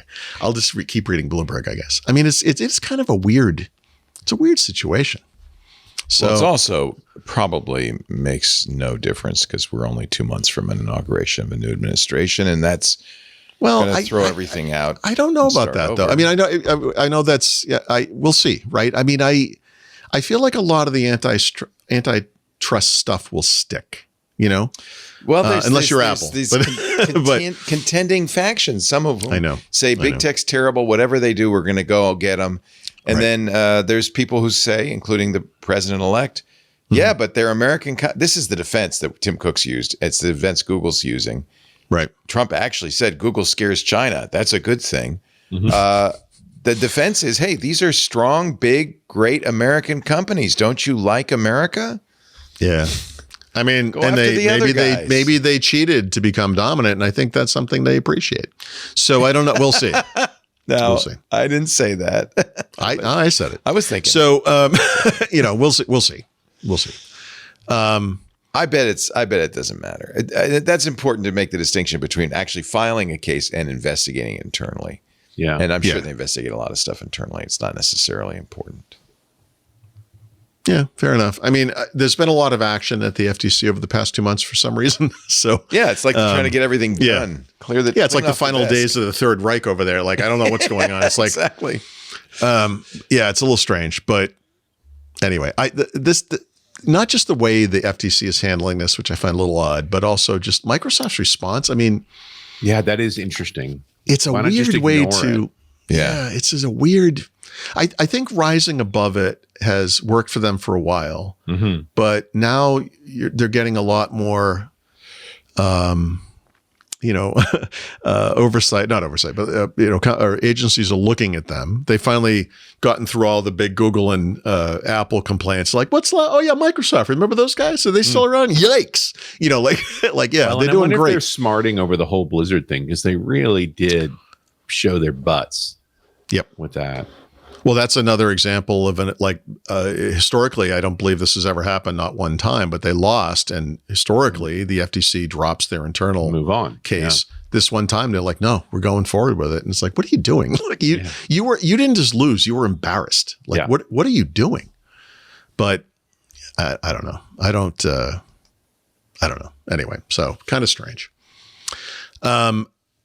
I normally wouldn't report on Spotify Wrapped, but like YouTube Music, like Apple Music, they do this year-end wrap-up thing. And this year's actually pretty cool. If you're a Spotify user, you should go look at this. There's a bunch of stuff, but one of them is a personalized podcast about your year using that Notebook LM product that Google has. So it's the two hosts, and they're like, hey, Paul, you had a great year. You really listened to a lot of blah, blah, blah. Like it's really interesting. It's 3 to 4 minutes long. It's not a big thing, but you obviously get the playlist. You get the thing with, Apple just does a slideshow with all that content. Yeah. It's kind of a cool idea to turn it into a podcast all about you. The podcast is only one part of it. There's a whole, if you use Spotify, definitely look at the app. It's crazy how much there is. And there's all these animated things going on and whatever, but it's fascinating. First of all, I think the Notebook LLM stuff is pretty cool. It's surprising how good it is. And then to listen, it's short. It's like I said, it's 3-4 minutes. I wish you posted yours because I don't use Spotify, so I don't know. So I don't actually use it that much either. No. So they were like, they were like, man, you were killing it in August. It's like, yeah, that's because I have 4 songs. I have a friend who shared a playlist with me so I could add some songs to it. So I actually did listen. But it's like, there's some song by the Pretenders that I actually can't stand that they're like, oh, you're like, this is one of your favorite songs. Like you listen to it. I'm like, oh, it really isn't. But that's not really the point. Fixed a playlist. Yeah. No, but it's I think people are going to like this a lot. Oh yeah. There'll be versions of because it's all about you. That's what I mean. It's kind of neat. It's like two people talking about you, about me, and not the way they would normally talk about me, like in a kind of a positive way. Yeah. They're like, my podcast would be like, but you said, like they're like, in August, you said that, and then in September, you said. We should use Notebook LM to make the best ofs for all of our shows. Why didn't we think of that? It's a lot of data. I don't know how you would do that.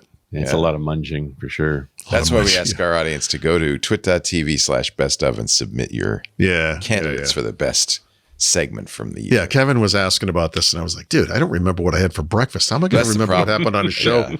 These poor editors, they really kind of have to go through the whole. I say all kinds of stupid stuff. I don't remember anything. But anyway, I can't. Kevin, this is the last time. Next year, we'll have Notebook LM to do. Yeah, there you go. Thank you. Make it easier. Paul and Richard were really clicking in 2025. Really? Seriously?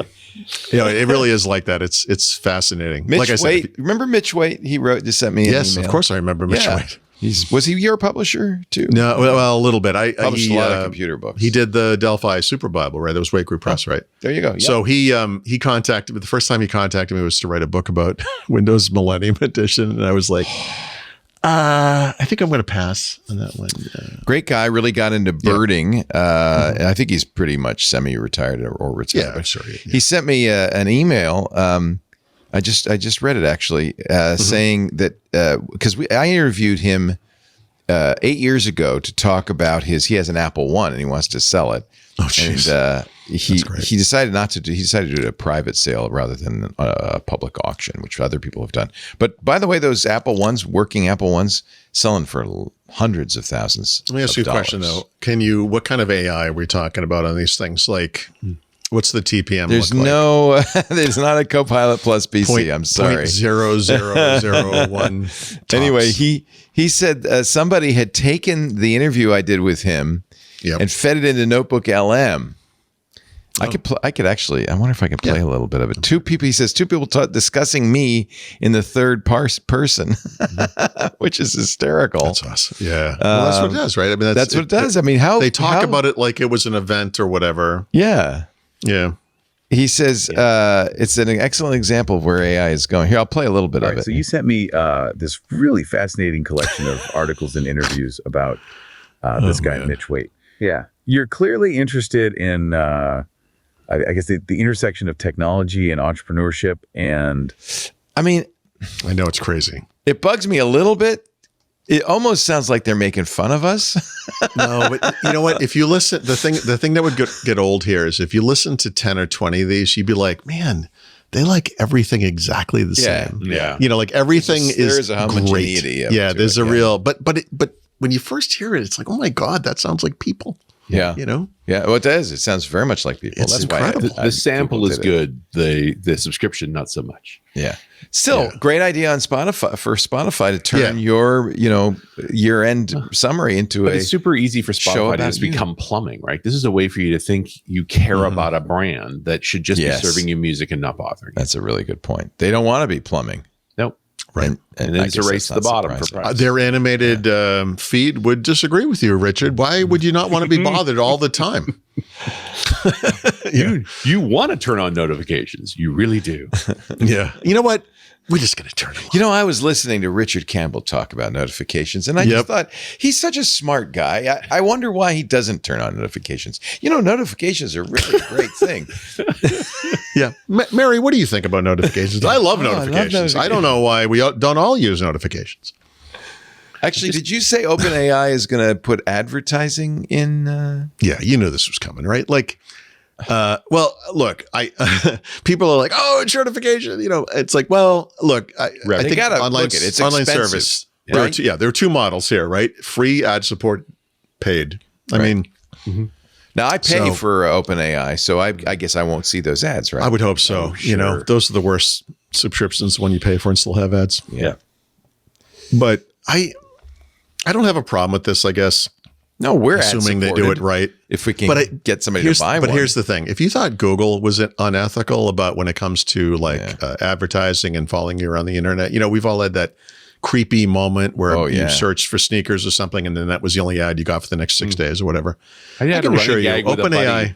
Every time we go to lunch, I would say a random word in his car when we went to lunch. Just by lunchtime, it was in his Facebook. Yeah, yeah. It's unbelievable, right? I've been looking at radial arm saws, right? You're like, you have radial arm saw ads. You're like, hey, Bob, what do you think about radial arm saws? I really like radial arm saws. Yeah, Richard seems to have a really positive attitude about them, right? I think become the challenge to come up with an original term you've never said to them before just to see if they can find an ad for it. Yep. Yep, they can. So OpenAI is going to make Google look like the Amish when it comes to that kind of thing. Like they have no morals whatsoever. Yeah. So you're going to miss Google. I'm telling you.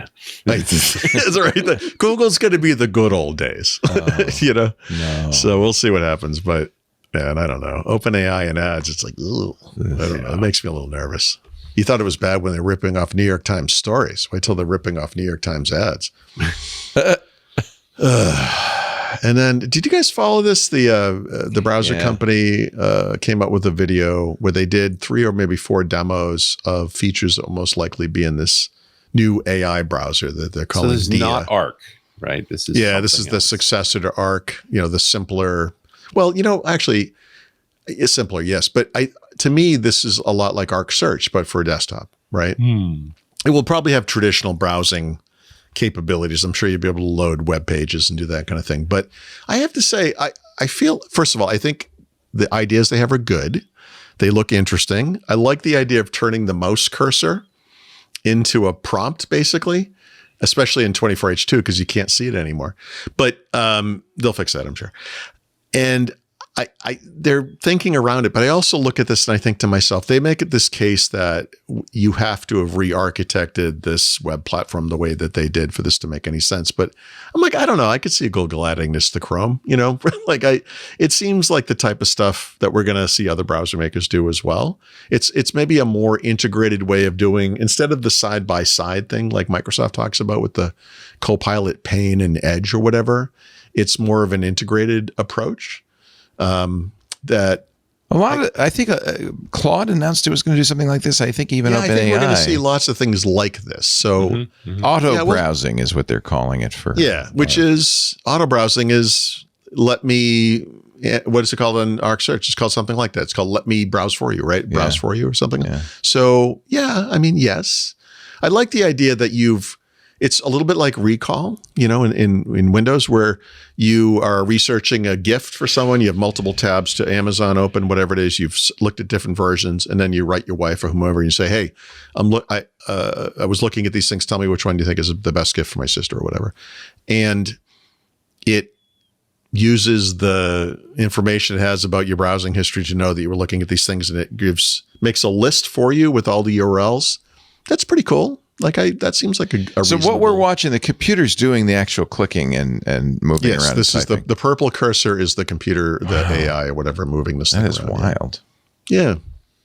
It's automation, right? In other words, you probably have to train it to do this one time, and then it sort of knows how to do this type of thing. And this is the promise of computers, right? That it will make these kind of tasks easier. It's kind of interesting. They're a quirky company. I will watch with interest. There's a huge amount worth watching. Upset going on, of course, because if you go to the browser, the Arc browser subreddit, everybody's peeved, freaking out, because they looks like they're abandoning Arc. I don't know if they are. It's a power user tool.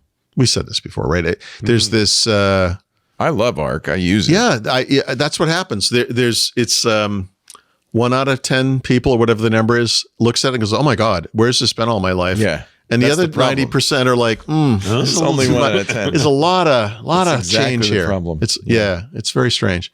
So it depends. It depends on what you like. They say they're not getting rid of Arc and whatever. Maybe they could add this functionality to Arc as well and have kind of a power. I'm going to keep using browser. Arc until it becomes abandonware. Obviously. Yeah, there's no reason not to. All right, let's take a break. We've got our Xbox segment coming up, our Brown Liquor segment, a whole lot more. You're watching Windows Weekly with Paul Thurrott and Richard Campbell. Our show today brought to you by Veeam. I just saw Veeam is now valued at triple its valuation. They just took a big investment, now worth $15 billion. I'm not surprised, because Veeam solves a problem that every business has. How do you survive a ransomware attack? Ransomware attacks the most important part of your company, your data. Without your data, your customers' trust just turns to digital dust. So Veeam's data protection and ransomware recovery ensures that you can secure and restore your enterprise data wherever and wherever you need it, and no matter what happens. Veeam is the global market leader in data resilience. I mean, they've just got a big vote of confidence from their investors. Veeam is trusted by over 77% of the Fortune 500 to keep their businesses running. 77%? Wait a minute. More than 3/4 of the Fortune 500 uses Veeam to keep their businesses running when digital disruptions like ransomware strike. You don't want to be the victim of ransomware. Of course not. But you also want to survive it if it happens. Veeam lets you back up and recover your data instantly across your entire cloud ecosystem. That's part of the challenge, isn't it? Your data is everywhere. Veeam doesn't just assume you're going to get attacked, going to get ransomware. They proactively detect malicious activity as well. So very often they can block it. And this is another part that I think is so important. Veeam automates your recovery plans and policies. Do you have a recovery plan and policy? How effective is it?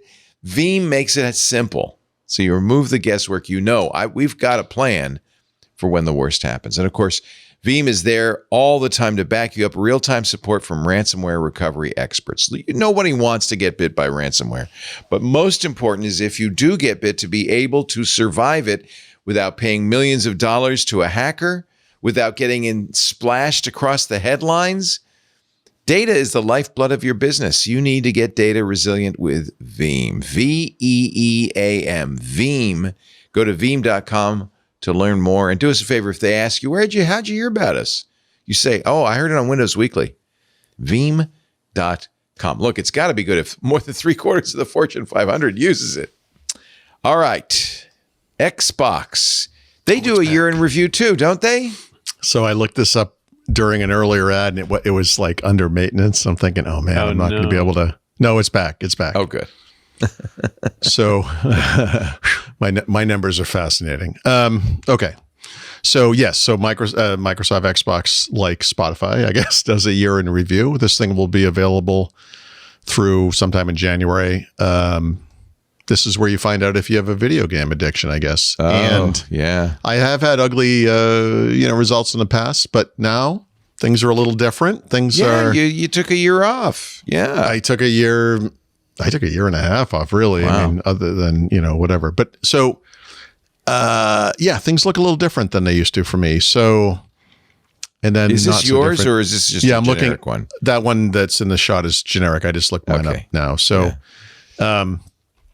I apparently played 80 hours of video games this year. That's nothing. It's nothing. I know.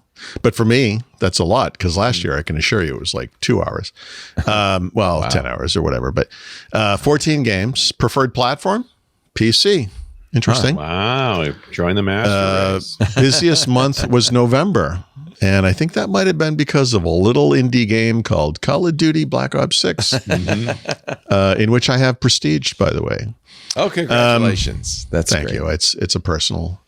Anyway, so he's back, baby. I'm back, baby. Not really, but I'm trying to make top achievement Rush Hour. I don't know what that means. Okay. I guess it's because it's an achievement that only a few people have gotten. I don't know. Number two game. Shinua's Saga. What? Hellblade 2. Okay. Doom Eternal. That doesn't surprise me. Yeah. I've also played Stalker 2, Tomb Raider, Rise of the Tomb Raider, Doom Eternal in battle mode, Hell Let Loose, which I hated, Doom and Doom 2, the classics, Quake 2. Yeah, I did a lot of classic. I'm surprised. Oh, because this is Xbox. I bet I've spent more time in Half-Life 2 than in most of these games. Resident Evil 2, Flight Simulator 2024, very good. Anyway, it goes on from there. But it's an interesting thing. And then there's a personal message that's not personal at all from Phil Spencer. So you got that going. I was subscribed to Xbox Game Pass. Yeah, it's not that personal. It's not at all personal. It's impersonal. Hi, it's Phil. Hello. Yep. Paul. So this is like, I guess this is a Game Pass statistic. Right. So I was on Game Pass the entire year. I have had 88 lifetime months on Game Pass. Wow. I know. Most of those, 77 of those, didn't play a single game. 29 games played over Game Pass. 4,800 minutes on Game. I don't know what that means. 9,500 lifetime. I don't know what that means. Okay. Points earned. I don't care about that. Blah, blah, this blah. is a risky. Tell you're playing too many games. Yeah, I feel like this is a risky thing to tell people. Yeah. So in 2022, I saw a request for an intervention. That's what I looked at my year in review of 2022, and I was like, I might have a problem. Because I don't remember the numbers. Maybe but that was what stimulated your year. It might have been. It might have been. It was definitely part of it where I was like, "Yikes!" That's good. Yeah, it's not good. So yeah. Anyway, it's live, so that's there. If you're so inclined, you can go. Want to know your dirty little secret? Yep. It's not Video that secret. habit, game habit. It's not that. Yeah, it's pretty much. Yeah, public. Microsoft knows, so why shouldn't you? That's right. And it is December suddenly. November gone like that. That's how it happens. But that means we have more Xbox Game Pass games across all the platforms to look forward to. And the big one, of course, is that new Indiana Jones game, which is coming pretty soon, I want to say. Do we have the date? It says first half of December here, right? Yeah, somewhere. Is that right? Yeah, sometime soon. Yeah. So I'm sure, well, I'm not sure. I suspect this game will be pretty good, maybe. I've only seen one shot of his face in the game where I was like, yeah, that looks like Harrison Ford. The rest of them I've been like, are we really going to market with that, huh? Like it does, to me, it looks a little off. It is coming to the PlayStation 5 in 2025 at some point. Blah, blah, blah, whatever. Ooh, it's pretty. Is this Unreal Engine? Probably is, huh?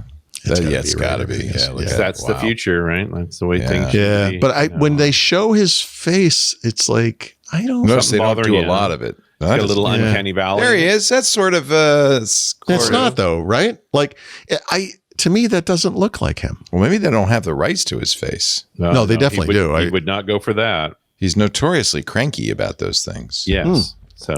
They didn't use his. Okay, that's fascinating. Why would they make a game with those? Okay, well, because he wants millions, right?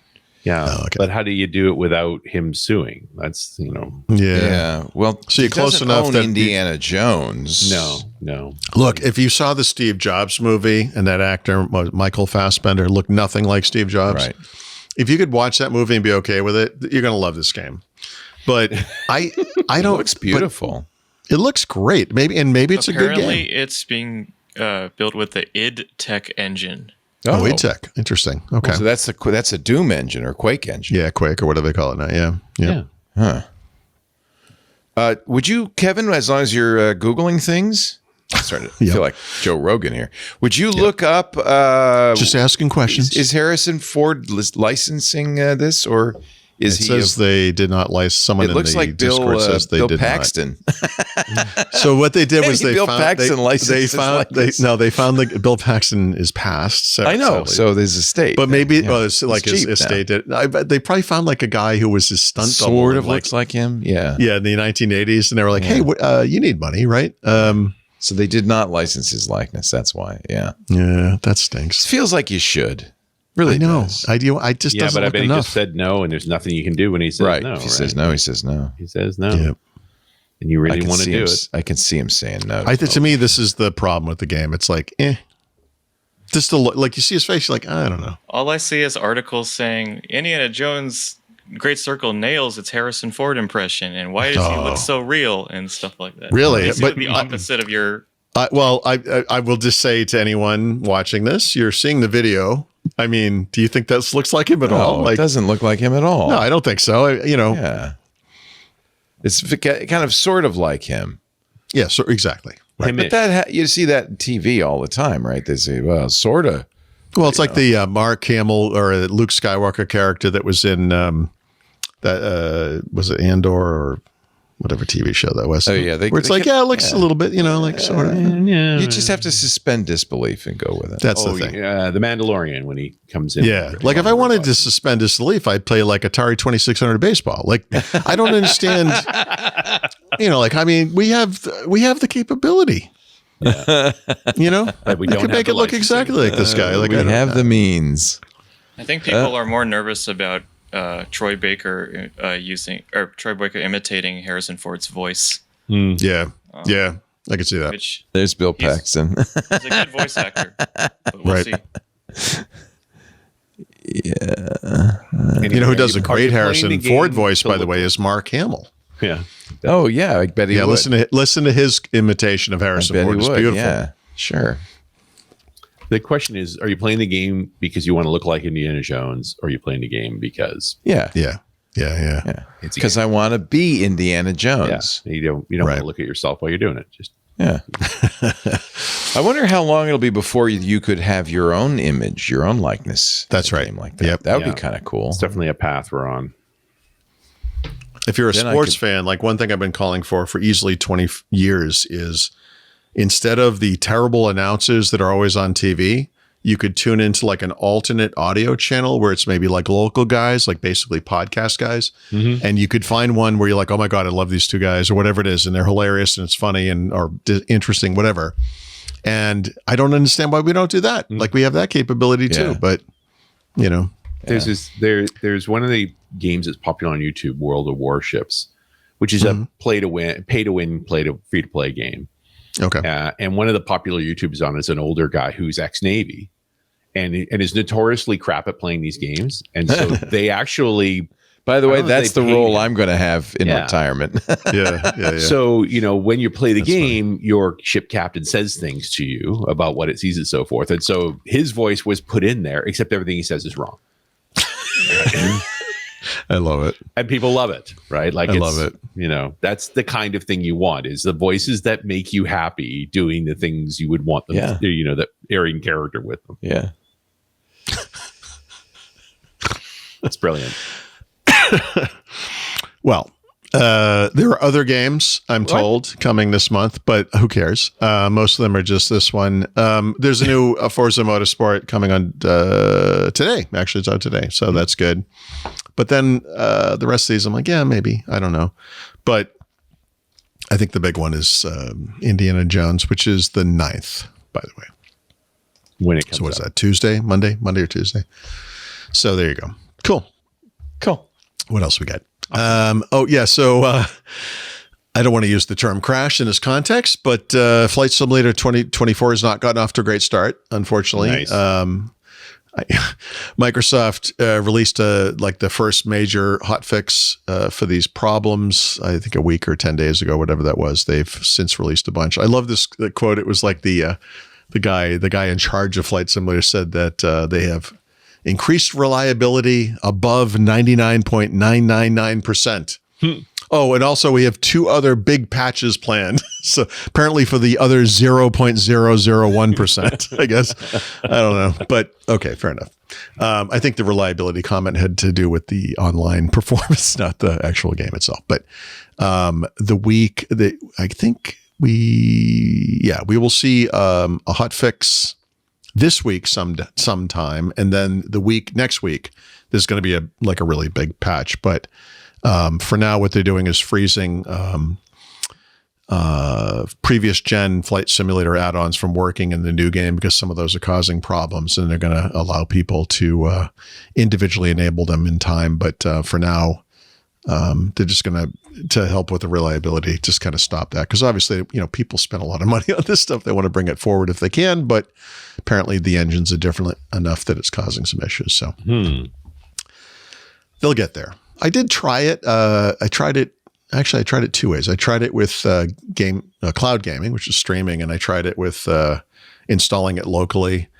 I will say this thing beats the hell out of a PC.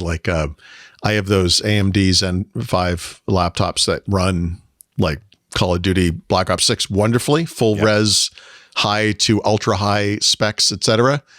This thing brings those laptops to their knees. It's a brutal the system. Brutal, it has pretty serious requirements. So I could see that being a problem.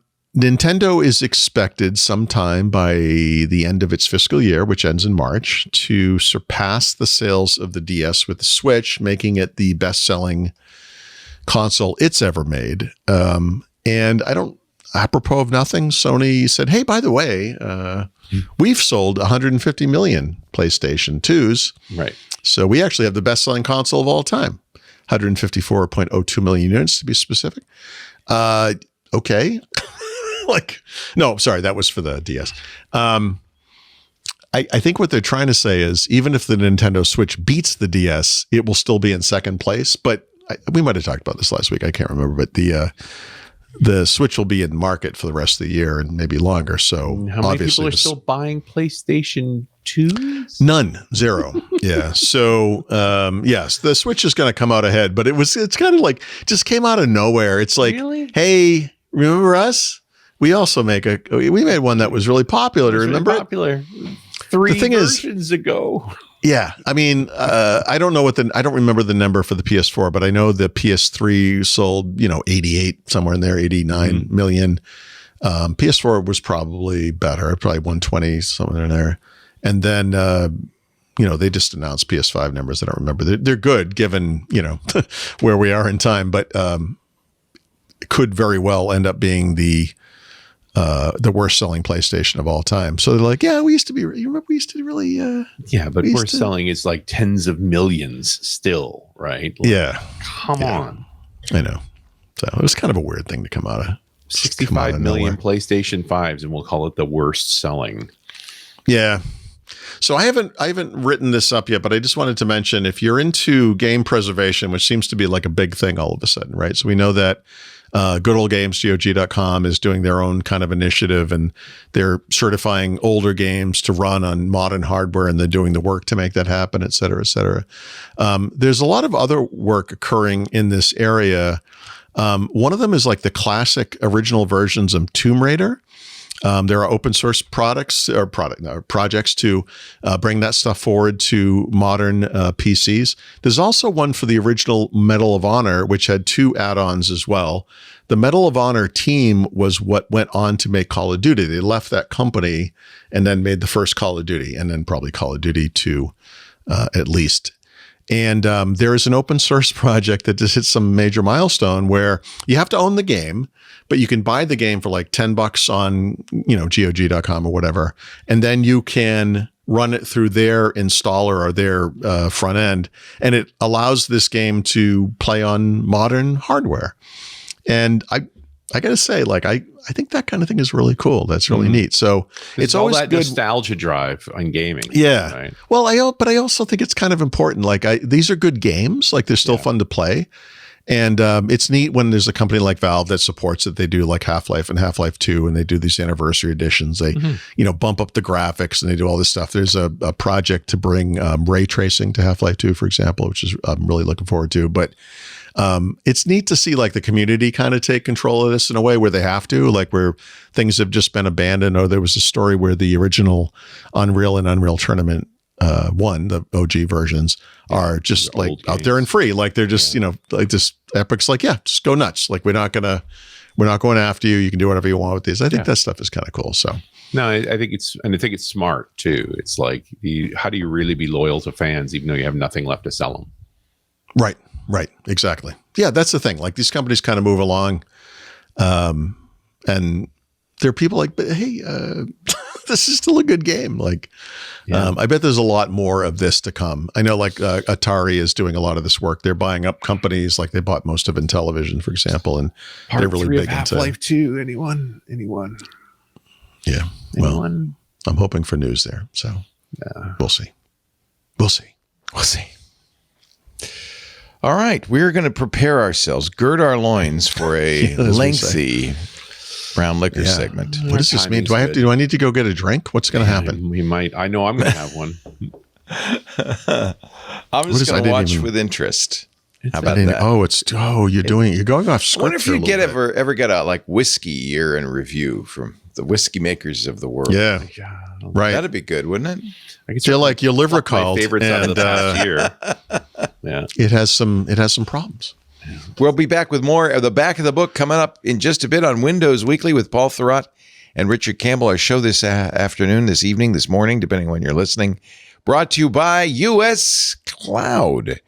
Do you know them? They're the #1 Microsoft Unified Support Replacement. Actually, if you've been listening to Windows Weekly for the last few months, you've heard a lot about US Cloud. It's pretty exciting what they did. I had a great conversation with them a couple of weeks ago. They're the global leader in third-party Microsoft Enterprise support. And they're very popular. They support 50 of the Fortune 500 right now, partly because they save a lot of money. Switching to US Cloud could save your business 30 to 50% on a true comparable replacement for Microsoft Unified Support. I would submit that it's not just the price. They're faster and they're better. US Cloud supports the entire Microsoft stack 24/7, 365 days a year, but they do respond faster and resolve tickets quicker for clients all around the world. And you're always going to talk to real humans, not just real humans, but really good humans, expert level engineers. When I talked to them, I said, well, how do you get these guys? They said, we offer them great benefits, a great work environment. Their engineers have an average of 14.9 years experience for break fix or DSE. They're all located in the U.S., 100% domestic teams. That's good for, one reason your data never leaves the U.S., right?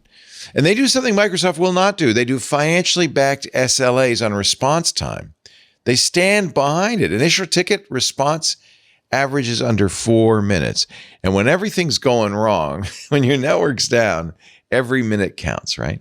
In 2023, but you do also get all of that for less. In 2023, 94% of U.S. Cloud's clients reported saving 1/3 or more when switching from Microsoft Unified Support to U.S. Cloud. We're talking every kind of company, from Fortune 500 companies and large health systems to major financial institutions, even federal agencies. U.S. Cloud ensures that vital Microsoft systems are working for over 6 million users globally every single day. And the brands, you can see it on the website, but I'll just give you a handful. U.S. Cloud used by Caterpillar. HP uses U.S. Cloud. Aflac, Dun & Bradstreet, Under Armour, KeyBank. Here's one. Even the IT folks at Gartner have chosen U.S. Cloud for their Microsoft support needs. Save money, get better support faster. What more do you need? A director of information technologies told us, quote, here's the direct quote, and within an hour, U.S. Cloud responded with, I want to say 4 engineers. So not only did they bring the right guys to the call, but they brought the cavalry. I felt like, wow, that was amazing. That was unlike anything I'd experienced with Microsoft in my 8 years of being with Premier. We made the right choice. You should make the right choice. When it comes to compliance, no one gets it better than U.S. Cloud. ISO, GDPR, ESG, absolutely compliant. And they take it seriously. It's not just they're adhering to regulatory requirements. They see this as a strategic imperative that drives operational efficiency, legal compliance, risk management, corporate reputation. These standards foster trust and loyalty among customers and stakeholders. They attract investment, and they ensure long-term sustainability and success in a competitive global market. I'm saying all that because they told me that. They said this. And I appreciate their commitment. I think that's really fantastic. You will appreciate what they do for less. Visit US Cloud today, uscloud.com. Book a call. Find out how much your team can save. That's uscloud.com. Book a call today and get faster Microsoft support for less. uscloud.com. And do us a favor when we thank them for supporting us, but when you go there and if they ask you, say, hey, I saw it on Windows Weekly. uscloud.com. Time for our back of the book. Let's kick things off with Paul Thurrott's tip of the week. It's been a couple of weeks since I've mentioned Steven Sinofsky's book, so I'd like to just mention it again. So I probably reread this book like 6 or 8 times now. It's kind of amazing. But in the section about Windows 8, he makes a reference to something that I have to say I really associate with, mostly because he actually mentions me in this section, which is a little bit like the thing when Richard was out, and I was like, it's kind of weird being me sometimes. Like I'm reading this book and I'm like, yeah, and then like, oh, what? And he talks about me for a second. I'm like, oh, that's weird. But during the Windows 8 timeframe, they got a lot of complaints, as they would, about Windows 8. And a lot of them were coming from this group of people that are the people who are listening to this podcast, the people who read my website, like these kind of like technical experts who can't stand for anything to change because it kind of undermines their expertise. So like, you move the cheese and like, now I'm not as important as I used to be. What are you doing? And I don't know if we ever talked about this, but there's a term for this group inside Microsoft. There was at the time called the basement, and it's based on a scene from the least of the Die Hard movies, which is the one with Jason Long, where they go to this wizard, the super technical guy that is played by filmmaker Kevin Smith, who lives in his mother's basement, of course, even though he's like 45 years old, and it's like this thing that Microsoft, like any tech company, has to deal with. Like your most passionate fans are the ones who know the most and are more invested in the product than anybody and do not want anything to change. It's kind of a weird, it's almost a paradox. It's like I see this in the the pushback against Windows and ARM. I saw this. I don't know if I talked about this early in the show, but I just saw this online. You know, it's like wanting this thing to happen. Then it happens. You're like, yeah, but you move the cheese. It doesn't do this one thing. It's like, guys, come on. Like I had this kind of interaction with this guy on Twitter the other day or today about how terrible Windows and ARM is. I'm like, what are you talking about? It's great. And he's like, well, there's no software. And I'm like, here's a website that lists like 11,000 apps that are run native. What are you talking about? He's like, well, it doesn't have this interface I need for this musical instrument I use in a recording studio. And it's like, okay, so you're not talking about a computer. You're talking about a specialized device that and the one thing you need. Yeah. It's like, guys, listen, here's the thing. You have to kind of step outside of your little bubble, you know, like, and admit that you don't represent the mainstream, you know, like I wish we could get past this. Like I find that a lot of my interactions now are just people who are like, I just crap on this thing. That's what I do. It's my job. Like, I just don't like things. And it's like, dude, like I would like to think like when I rant about something, you know, it's fun, but it's also pointless and a waste of time. You know, like it's like spinning wheels for no reason, you know, like if you're so technical or have such a specific need, I bet you have 2 computers, you know, just keep one for that. Yeah. You can be on the edge. And I also feel like the people who complain the most about things are the ones who have used those things the least. You know, like the people who just show up and like, I would never buy anything from Apple makes, you know, it's like, well, have you ever tried anything that they make? No, I would never. Well, what are you talking about? You know, why are you qualified for an opinion? Years ago, my friend's wife, I have a friend who lives in France and his wife said, you know, I opened whatever ThinkPad I had at the time and she's like, oh, she goes, Windows is terrible. I can't believe you use Windows. Like so many problems. It's so buggy and, you know, blah, blah, blah. And I'm like, when was the last time you used Windows? And she's like, I don't know, like 6-8 years ago. I'm like, your opinion is useless. Like, what are you talking about? Okay. I mean, so maybe it was terrible then. I don't know. But why do you have such a strong opinion about this? Yeah. You know, I wish we could, I don't know that my tip is almost like just mental health. Like we got to get past this because it's just, you're preventing forward progress. I don't know. The world would be such a better place, our world, our silly little world, if ARM was a first-class citizen that was a viable alternative x64. If you could just evaluate those things. They're on that path. I mean, they are on that path. That's the thing. We should be celebrating what happened this year. Yeah. I think in my space, it emulates amazingly well. Yeah. But increasingly, it's so well that you don't know it's happening. That's the kind of the point. Yeah. And I just, you know, I use this thing for days at a time. The battery goes forever. The performance is fantastic. I have multiple instances of Visual Studio and browsers and whatever going. Never have any problems. And then I get on my site and someone's like, oh, I would never use this thing. It's a piece of crap. And it's like, but your computer sounds like a jet engine. What are you what are you defending? Yeah. No, it's like that's the old Liberace line. I was crying all the way to the bank. Yes. Nice. You know what? You don't have to use that machine because I am, and I'm kicking your butt. Maybe that's what my computer needs is a candelabra. There you go. I wish my brother George was here. Anyway, okay. Speaking of Windows and ARM, a couple of weeks ago, maybe I don't remember, it was sometime in November, Google finally released Google Drive for Windows on ARM in beta or in preview, whatever they're calling it. And this is the first, or the only rather, major blocker for me. And I've been using it ever since. It's fantastic. And I have started transitioning all my stuff back to it. I cannot. Wow. I am so happy. You're going to D1 drive yourself. I am. Yep. And I can't wait to see how much your machine pleads that you use OneDrive. Yeah. So actually, this will be something good for me to experience because one thing I never did in the past was like uninstall or dismantle OneDrive, and I might actually try that. We'll see. Although I still use OneDrive for some things, but yeah, just working. When does Office break down on you because you're not using OneDrive and you're forced to So actually, that's actually an interesting thing. In my experience, if you don't have OneDrive or the how is circumstances, autosave going to work?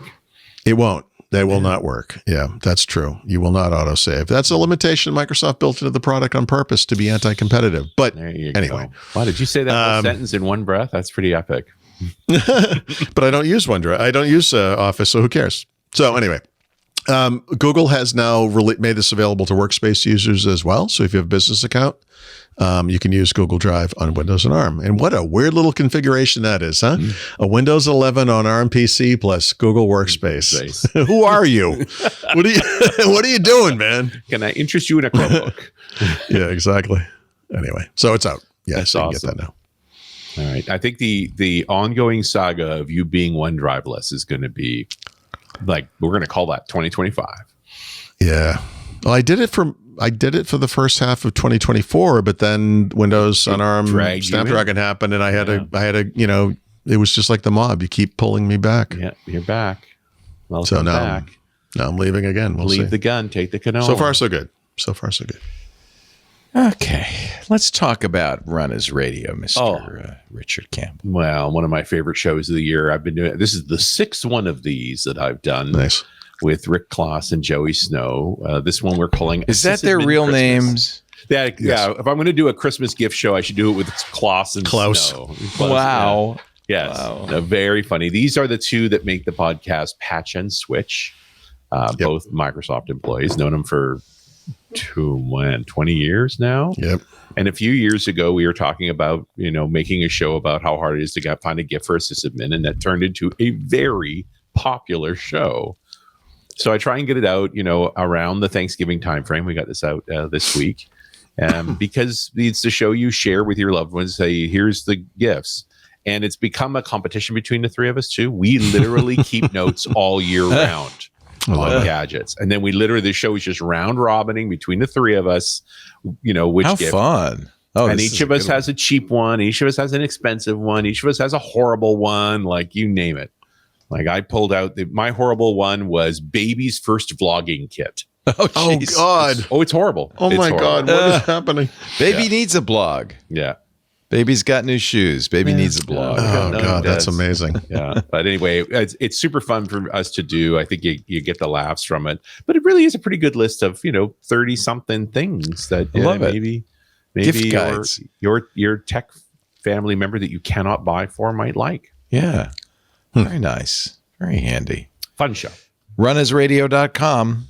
Yeah, It's those guys episode are great, by the way. 961. Yeah, they are great. I can't believe that's So- their real names. I so thought that great. was like, those are like pseudonyms. There's a not. No. That's their names. Yeah. It's wild. It's increasingly ludicrous as they hit middle age, but honestly, Kloss and Snow. they're great. Snow. No, The they're great. holiday gift They guide. are. Yeah. All right. You said you have done some You research. said. You said. Listen, it's, and it's not like I set out to cause trouble. No, it just comes to you. It just happened. So I remember I mentioned last week that my son, Lisa's son, who likes drinking Coke with his mixed drinks, had found the Clonakilty and was drinking Clonakilty and Coke. So I said, why don't you just use that Malibu rum? I think you'd like it better, frankly. Yeah, exactly. The The nice sipping Captain whiskey. Morgan, maybe. Yeah. I actually went through the cabinet trying to find a whiskey, but there was like Angel's Envy and Lagavulin. Even There that's wasn't pretty anything nice, that right? I wanted to mix with Coke. You got to keep a bottle of Red Label or Jack around. Yeah, for that's what that. I was looking Jack for. and Coke is legit, man. That is a nice Sure. drink. It's just like a Sure. Crown and Ginger. Yeah. It's also good for babies. Just kind of put it up around their Yeah. gums. If they're teething, it's fine. Yeah. And two fingertips. gaga. Bye-bye. But you have found something really unusual that might actually go very well with Coca-Cola. Well, yeah, maybe. I don't.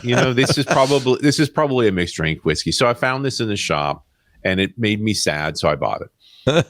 Because as soon as they put the word "smooth" on a whiskey, you should be concerned. Well, to combine Caribbean and smooth. This I is know. Dewars This is the thing. What is this? Caribbean smooth Scotch Like whiskey. rum? So the rum It's a rum finish, right? But what does that mean? What you have to explain what that means? Well, and now you get into why the story got a hand, because I've talked about Dewars before, but I didn't really tell the story of Dewars. And it is a blended whiskey, and blended whiskeys have what's called marrying casts. So let's start at the beginning. So this is from Dewars, and John Dewar is one of the most famous blenders of the industry ever. Born in 1805. To a poor family. He falls in with a wine and spirit merchant by 1828 as a 20-year-old from a family relation, guy named Alex McDonald. So they're selling wine and spirits. And he's so successful at it, within a few years, he becomes a partner. They rename the company McDonald and Dewar. And then he, 9 years after that, in his 40s, he breaks up the partnership to form John Dewar and Sons in Perth, Scotland, specifically focused on whiskey blending. He had a knack for combining whiskeys together. And I got to remember, this is the mid 1800s. Single malts are not really a thing. Certainly, they're not sold specifically, and people don't tend to age for a long time. Barrels are more for storage than for aging. Like, that sort of pattern hasn't happened. And so the whiskeys that are coming out of the barrels are quite harsh. And so whiskey blending was a way to try to take the edge off. But more importantly, the coffee still had happened over in Aeneas Coffee over in Ireland had made this column continuous still that meant distilling grains became cheap. And those grain distillates were a lot lighter. They weren't as harsh as the barley-based barreled malt whiskeys. And so blending, which was the most popular form of making whiskey then, and by the way, is now today too, that's still 90% of the market, was a combination of both grain and single malt whiskeys. And this is what John Dewar figured out. And so made a better tasting whiskey by blending it. He called it Dewar and Sons because he had two sons, John Alexander and Thomas, who were at times literally kids behind the counter at his blending shop back in the day. Now, the whiskey industry changes in 1860 with the Gladstone Spirit Acts, because the main thing it did with blended whiskeys is it allowed them to be stored under bond. So what the heck am I talking about? And back in those days, if you were going to blend whiskeys, you had to buy the barrels. And when you bought the barrels, you had to pay the tax on them. And so what you now have was expensive inventory because you'd already coughed a bunch of money. You haven't sold it yet. But with the Gladstone Act, you are now allowed as a blender to have a bond house. So in behind your retail outlet, you have a warehouse with specific rules around it. And only when you take the barrels out of there to sell them do you now have to pay the tax on it. And that sort of breaks open the business. And business kinds of takes off for whiskey then. Whiskey was doing all right locally, but wasn't particularly popular in the rest of the world until 1870.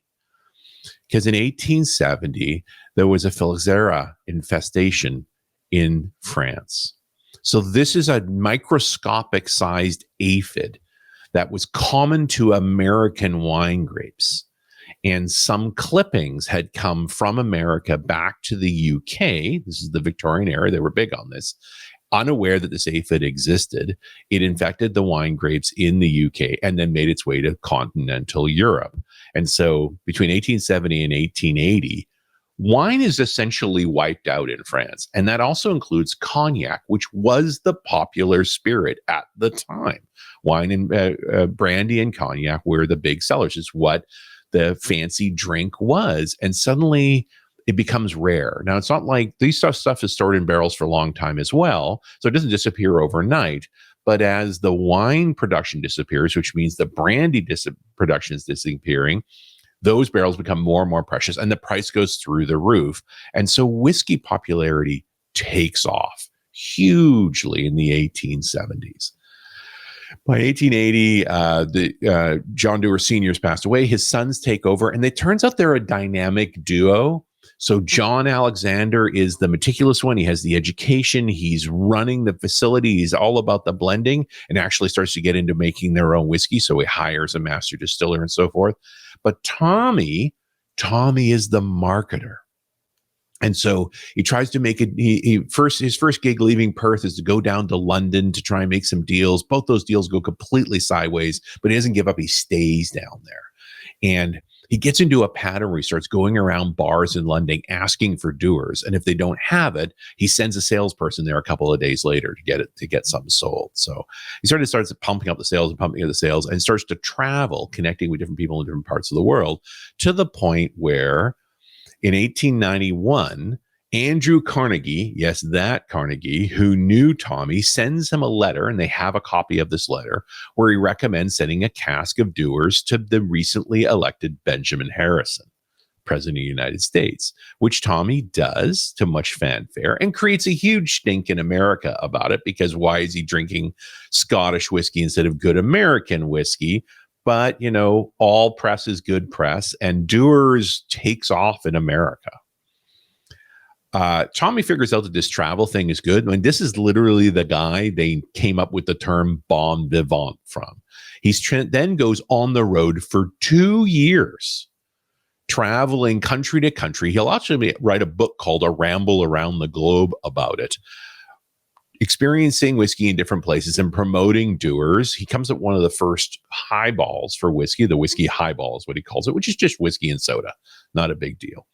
Meantime, back in Scotland, John Alexander, the more serious one, has now gotten the very first royal warrant to supply blended whiskey to Queen Victoria, which they've maintained to this day. And by 1896, he's built a distillery called the Aberfeldy Distillery, which still exists to this day. One of the reasons they built the distillery is that Dewars is growing so rapidly that they can't buy enough barrels from other distillers to maintain production. So they need to start making their own to some degree. And Aberfeldy's its own legit distillery with its own brands unto itself, but off the thing goes. And of course, John Alexander being contemporary in the late 1800s, the location for the distillery is based on an excellent water source, the Pilty Burn, and it's right on the train line. So that barley is coming up from the lowlands, being made into whiskey in the highlands, and then being transported back down again. Meantime, Tommy makes friends with Thomas Edison and makes the very first promotional film for whiskey in 1899 called It's Scotch. This is also when White Label is released, which is to this day still Dewars' bestseller, the least expensive one. And in 1899, with that new edition, they sell 1 million gallons of whiskey. Whoa, that's also a lot in those days. Yeah. And they're also spending 20% of their profits on advertising, which was unheard of. It was almost considered insane to do so. They make a lot of swag. You can find in the museums and things like Dewars ashtrays and calendars and flatware, like all kinds of nutty things. Of course, now it's the 20th century, so the wars start up. And in World War I, as things get a little crazy, Dewars merges with one of the other large whiskey blenders, James Buchanan. So there was 3 big blenders at the time: Dewars, Buchanan, which is the guys who make black and white, and Johnny Walker. So now Buchanan and Dewars merge together. Of course, they're shut down during World War I, and then as they just get restarted in 1919, then U.S. prohibition. And of course, Dewars was huge in the U.S., so they take a big hit. But they're well funded, and the combination of Buchanan and Dewars means as other distilleries get into trouble, they start buying them up. They buy Ord, Pulteney, Parkmore, the Altmore distillery, and then as things get worse, because it's the middle of Prohibition, they ultimately merge with Johnny Walker and Sons as well. So all 3 of the big blenders are together, and they merge into what becomes the Distillers Company, DCL. So they're all under one roof. John, they don't get to see the post-Prohibition because John Alexander dies in 29, Tommy in 1930. But their nephew, John Arthur Dewar, takes over. And in 1933, when Prohibition ends, the U.S. sales agent for Dewar is one Joseph P. Kennedy. Yes, that Kennedy. Who JFK's father, right? That's right. Who, knowing that Prohibition was about to end, had positioned a shipload of Dewars off the coast of the U.S. so that hours after OMG the law passes, the ship arrives and they have Dewars on land. They used to call him Blackjack, right? Blackjack Kennedy. Yeah. 6 years of booming sales until 1939 with the beginning of World War II, which shuts everything down again. After the war, they come roaring back into the 50s. By 1962, they have these numbers. Dewars is selling almost 7% of all the whiskey in the world, 2.5 million gallons a year. Their number one customer is the US. The UK is number 2. Of course, whiskey goes through a massive modernization in the 1970s. That's when they stop using malting floors and they switch over to steam and all those sorts of things to increase operational size. By 1980, Dewars is the number one selling whiskey in America, Scottish whiskey, of course, and they're at 4 million per year. In 86, DCL and Guinness merged together to become the United Distillers Group. And then, I found this story that in 1987, a ship archaeologist found the shipwreck of the SS Regina. It sank in Lake Huron in 1913. There were cases of Dewars on board intact. And then, of course, we've told the story before. United Distillers merges with Grand Metropolitan in 97 to become Diageo.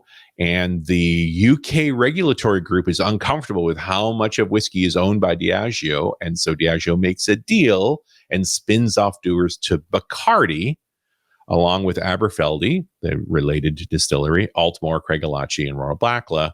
And Bacardi already owned Macduff. So Bacardi now had a decent portfolio of whiskey independent of Diageo to comply with regulatory needs to diversify just a little bit.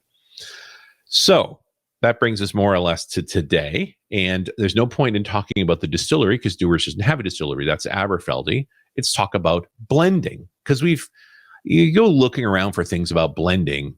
It's not that big. They always show like a picture of a guy with a lab coat and a couple of bottles. And it's like, listen, they make a lot more blended whiskey than that. How do they do this at scale? So let's go through what blending actually is. And normally blending, even going back to the early 1800s when this really kicked off, is the combination of both single malt and what's called single grain. The single in this case means single distillery, not one type of grain. Now, of course, in single malt whiskey, because of the Scottish rules, that is only barley, yeast, and water. That's the rules, and distilled with pot stills from a single distillery. Single grain whiskey is made from any combination of grains. So it may be malted barley or not. It could be rye, could be corn, could be wheat, could be any combination thereof. And recognizing that Scottish whiskey rules are so strict that it has to be barley, water, yeast in a pot still. If you do malted barley, water, yeast in a column still, you still have to call it single grain whiskey. All right? Only single malt it's done with a pot still. And there's normally barley in every kind of blend. It's not just single malts. There's usually some in the single grain too. It's inevitable. But the main thing is that typically they use column stills because they're cheap. They make a lot of alcohol quickly. You only have to distill once. You can get up to 90% right away. It runs continuously. You don't have to clean the pot still and rerun it. Like, it's a very rapid process. Depending on the blend, you'll often have just pure grain alcohol, just cut with water, combined with malted whiskey. That's it. More fancier versions, let's take that grain alcohol and age it in barrels as well. It depends. It's not required. But how do they actually make a blend? How did they come to this product? Like, how do we get to Caribbean Smooth here? So this is when we get into the master blender rather than the master distiller. And the master blender are constantly evaluating barrels of whiskey. Mostly they smell them because you can't taste that many. I was reading one master blender's notes where he said, on average, I will smell 200 different whiskeys in a day and taste 5. So it's mostly about the nose.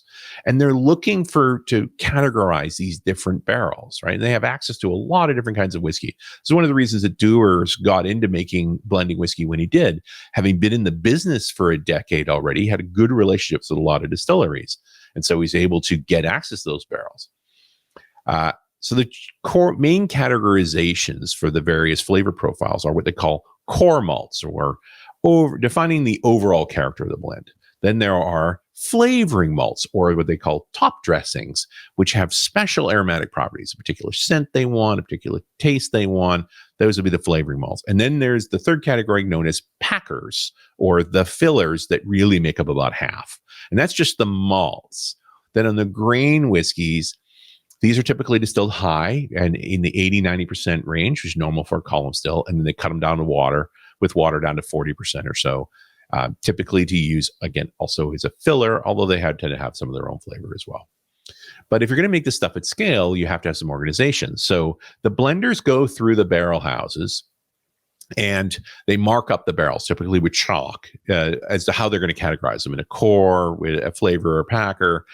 And then when it's time to make a batch, they send barrelmen in to retrieve the barrels into the blending facility. Okay. And remember that every barrel is different effectively. Even if they've come to common flavor profiles, the actual ABV, the amount of liquid in each of the barrels, it's going to vary. And so they are bringing together hundreds, potentially even thousands of barrels at a time to put into vats. So these barrels are dumped. They pull the bungs from them. They roll them onto a dumper, which is basically a channel, allows the whiskey to flow out of it. It's filtered for debris and then flows into these blending vats. And these blending vats get big. A small one's a couple of thousand liters. A big one's 200,000 liters, which is 53,000 gallons in the measures of the oppressors. But remember the scale here. At 200,000 liters, you're talking about 260,000 bottles at a batch. So this is a big scale that we're dealing with here. So often, because you don't know what the variations on the barrels are going to be, they actually do this by weight. So they'll pull a core malt group, so 100 barrels at a time, so maybe 20,000 liters, and they'll all be dumped and put into the vat, and they're looking at the weight to know that they've reached the appropriate number of barrels when they stop. And then they'll go and pull some flavoring malts, and then the packers. Another interesting effect that happens is you're filling these things, and sometimes these vats fill from the bottom, sometimes they fill from the top. The volume changes with temperature and humidity, but the mass does not. So they actually have a scale built into these gigantic vats, so they know by the weight how full they are. But the whiskeys tend not to mix; they'll layer up because they're slightly different from each other. They have different densities, and so many of these vats have mixing systems. There might be paddles off the side that move back and forth. There might be impellers, little screws that push the liquid around. Air bubbling's done as well, where they literally putting holes in the bottom that blow air through the system, all to try and mix them. And they're using a lot of different whiskey. Up to 20 different single malts might go into a given blend, and as many as 5 different types of grain whiskey in different combinations. Because grain whiskey is so much cheaper, and you notice that blends cost less, that depending on the whiskey, you can have as much as 80% grain whiskey to 20% malt. But these days, that's been flipped in some respects. High-end blended whiskeys can be as much 70% malt, 30% grain. The challenge here is making the same whiskey year over year. The point that you're making a blend is because you found a flavor profile that people like, and you want to keep selling it. And you're using all these different barrels from all these different distilleries. Sometimes those whiskeys are going to go away. They don't have any more of the 12-year left, and they only have some 10s. So you have to get back to the same flavor profile with each edition. It's very challenging. And you got to admit, these blenders are incredibly talented. Like, their noses are astonishing to be able to find all the pieces of what's going to make their blended whiskey to actually compile them together. After the whiskey is put together in the vat, it'll often stay in that vat for a couple of weeks to sort of, it's part of what they call the marrying process, to sort of let them sit for a while together before going into marrying casks.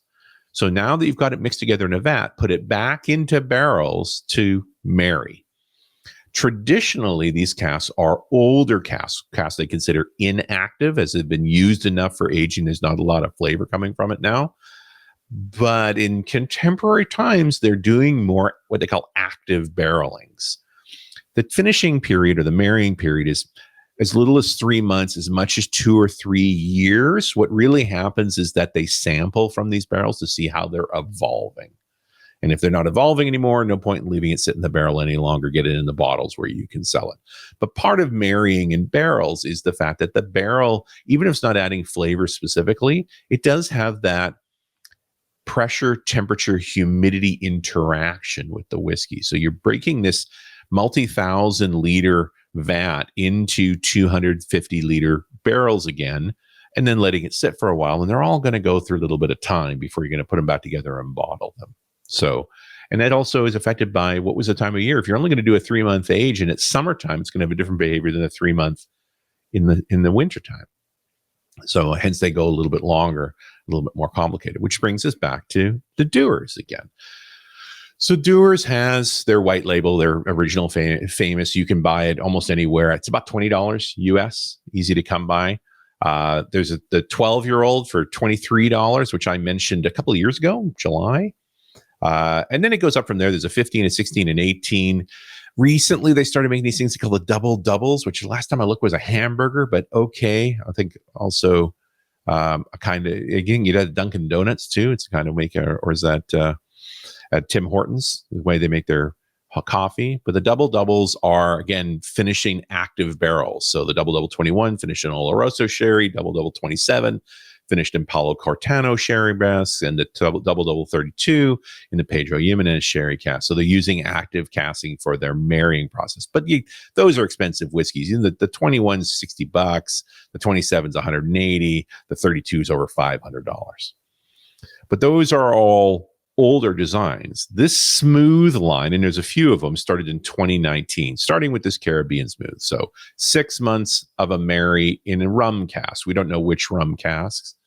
And then a couple of years later, they made a Portuguese smooth, so finished in a port cask, a Japanese smooth, so finished in a Minnesota oak cask, that's the Japanese oak, and just recently with a French smooth, which is finished in Calvados cask. So that's apple brandy from France. So here we go. I've already opened this. I've had a few sips of it. I've debated strongly how I really feel about this. It's an 8-year-old, which means the youngest thing here is 8. And that includes the grain whiskey. The grain whiskey was barreled for 8 years before it was put in.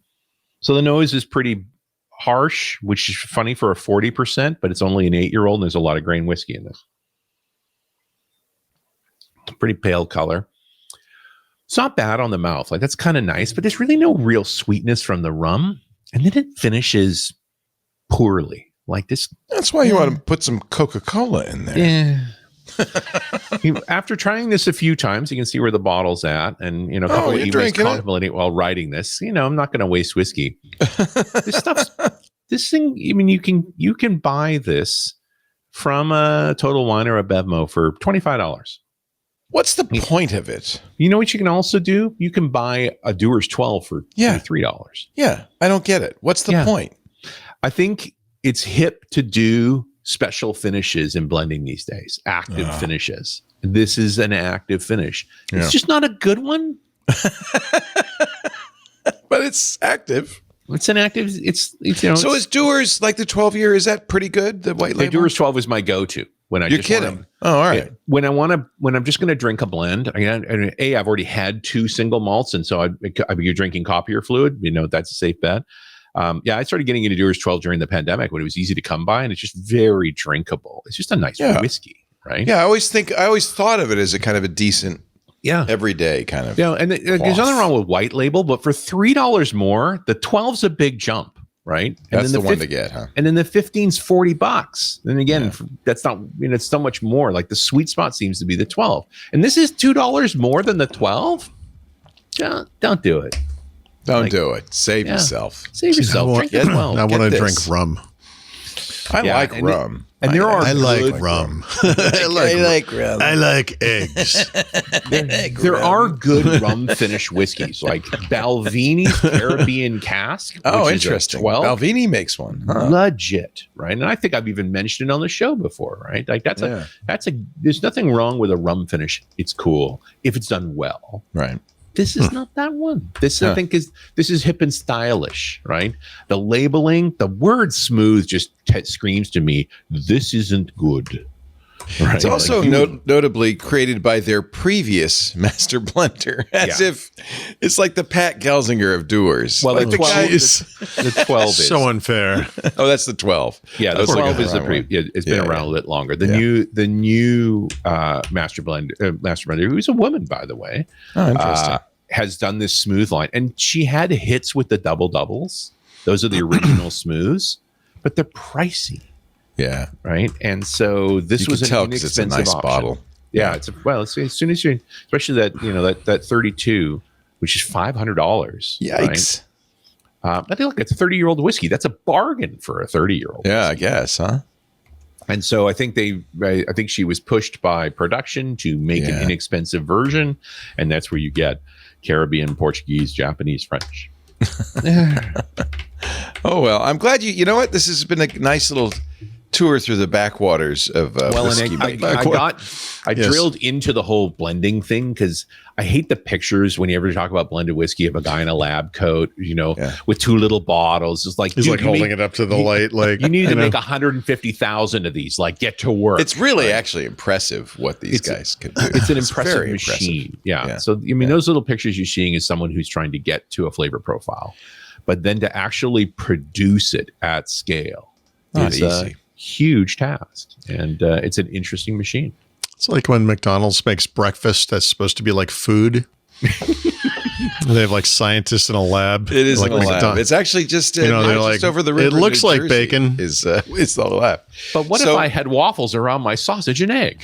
Yeah. I am thrilled. Yeah, that's a weird. Yeah, I'm thinking. And let's build the maple syrup as the bread of the sandwich. What are we thinking? Yeah. Guess who? Burke found the Thomas Edison. The first commercial for whiskey. Yeah. Oh, geez. What? Scotch. This is from 1898. Let me just Scotch, but perfected. It's Scotch. Let's play it for you. I guess there's no sound to it. No, we're a long way from talkies. There's a guy jumping around in a kilt. I assume they hit him with a baseball bat. There's three guys jumping around. Enough of this guy. We've been drinking Scotch. I'm pretty sure the guy with the mustache is Tommy Dewar. Wow. What a character. He was a character. Can you imagine being the guy they made up the phrase bon vivant? Yeah. This is the guy. I cannot. He is definitely bon vivant. I'm mal vivant. He knows how to do a jig. Scene vivant. This is hysterical. So probably Thomas Edison was a buddy. Yeah. And said, hey, there is Johnny. A great museum in Perth, in the old Dewars, with all of Tommy's. These guys became very famous. They became the sheriff of the town and all these sorts of things. Like they were given titles. There were important people to that part of Scotland. And so they've built great museums around all this stuff. So all of his letters, a lot of the crazy things that he did, and his book, they're there. Have you been to the distillery to Aberfeldy? I have been to Aberfeldy, and it looks cool. It's a nice distillery, and they modernized very well. They've kept some of those common elements. It's not my favorite whiskey in the world. It's nothing. It's a spey. It's nice. Right. Like you can't go too far wrong. There's other things I'll choose from there. Dewars I have a lot of respect for because of their original blends. It's the majority of whiskey. They're super consistent, and there's usually a bottle of Dewars 12 around. But when I saw this thing on the shelf, it's like I got to talk about this. And I got pulled into this whole narrative, right? Which, it's fascinating. What happens. The history of Dewars is very interesting.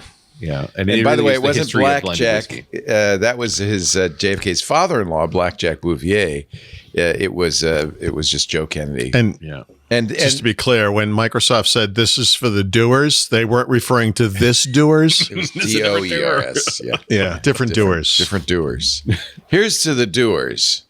Yeah, that family. Thank you so much, Richard Campbell. We love these brown liquor picks of the week and a little story on the side. You'll find Richard at runisradio.com, including his Sysadmin Christmas episode with Rick and Joey. That's episode 961. I love how dubious you are about their names. With Rick and Joey, if Claus that is their real names. Claus and Snow. Are they in the witness protection program? What's going on here? Anyway, he should rename himself Rudolph, and then I'd believe it. There you go. Rudolph Claus. Rudolph Claus.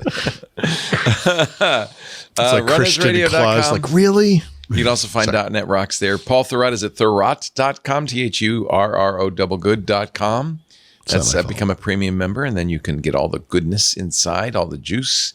Or buy his books at leanpub.com, including Windows Everywhere and the Field Guide to Windows 11. Now with back in, you put it back in.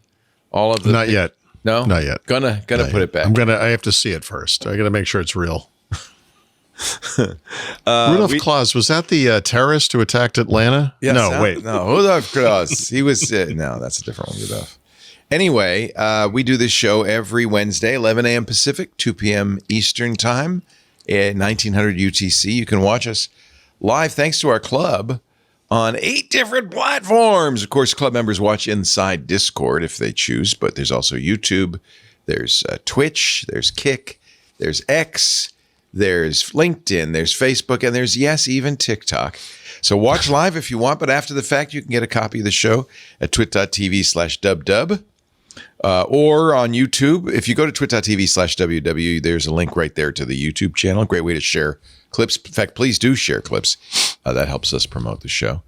And then, of course, you can always subscribe in your favorite podcast client, which is maybe, I don't know, Pocket Cast, Overcasts, Apple Podcasts, Google Casts, Pocket whatever. Cast, definitely. I'm a Pocket I like Cast guy. Pocket Cast. Yeah. Easy to subscribe. I like Pocket Cast because I have a soul. But, you could choose something else. I have a halo, actually, if I see. Yep, you sure do. Yeah. Let's see. What else? Oh, tomorrow we're going to have a special for the club members. Micah Sargent is going to interview Emily Forlini, formerly Emily Drybelbus, about her life and times. A little Ask Me Anything. That's coming up on the club tomorrow afternoon. Yeah, we're doing more club stuff. I code at night. Micah's doing some interesting crafting stuff in his crafting corner. We have a book club, all sorts of stuff. Join the club. That's all I can say. You'll see it all. Twit.tv/club. Twit. Thank you, Paul. Thank you, Richard. Have a wonderful afternoon and evening, and we will see you next week. You're going to still be at home in Macungie and Madeira Park? Yeah, I'm stuck here through the holidays like a jerk.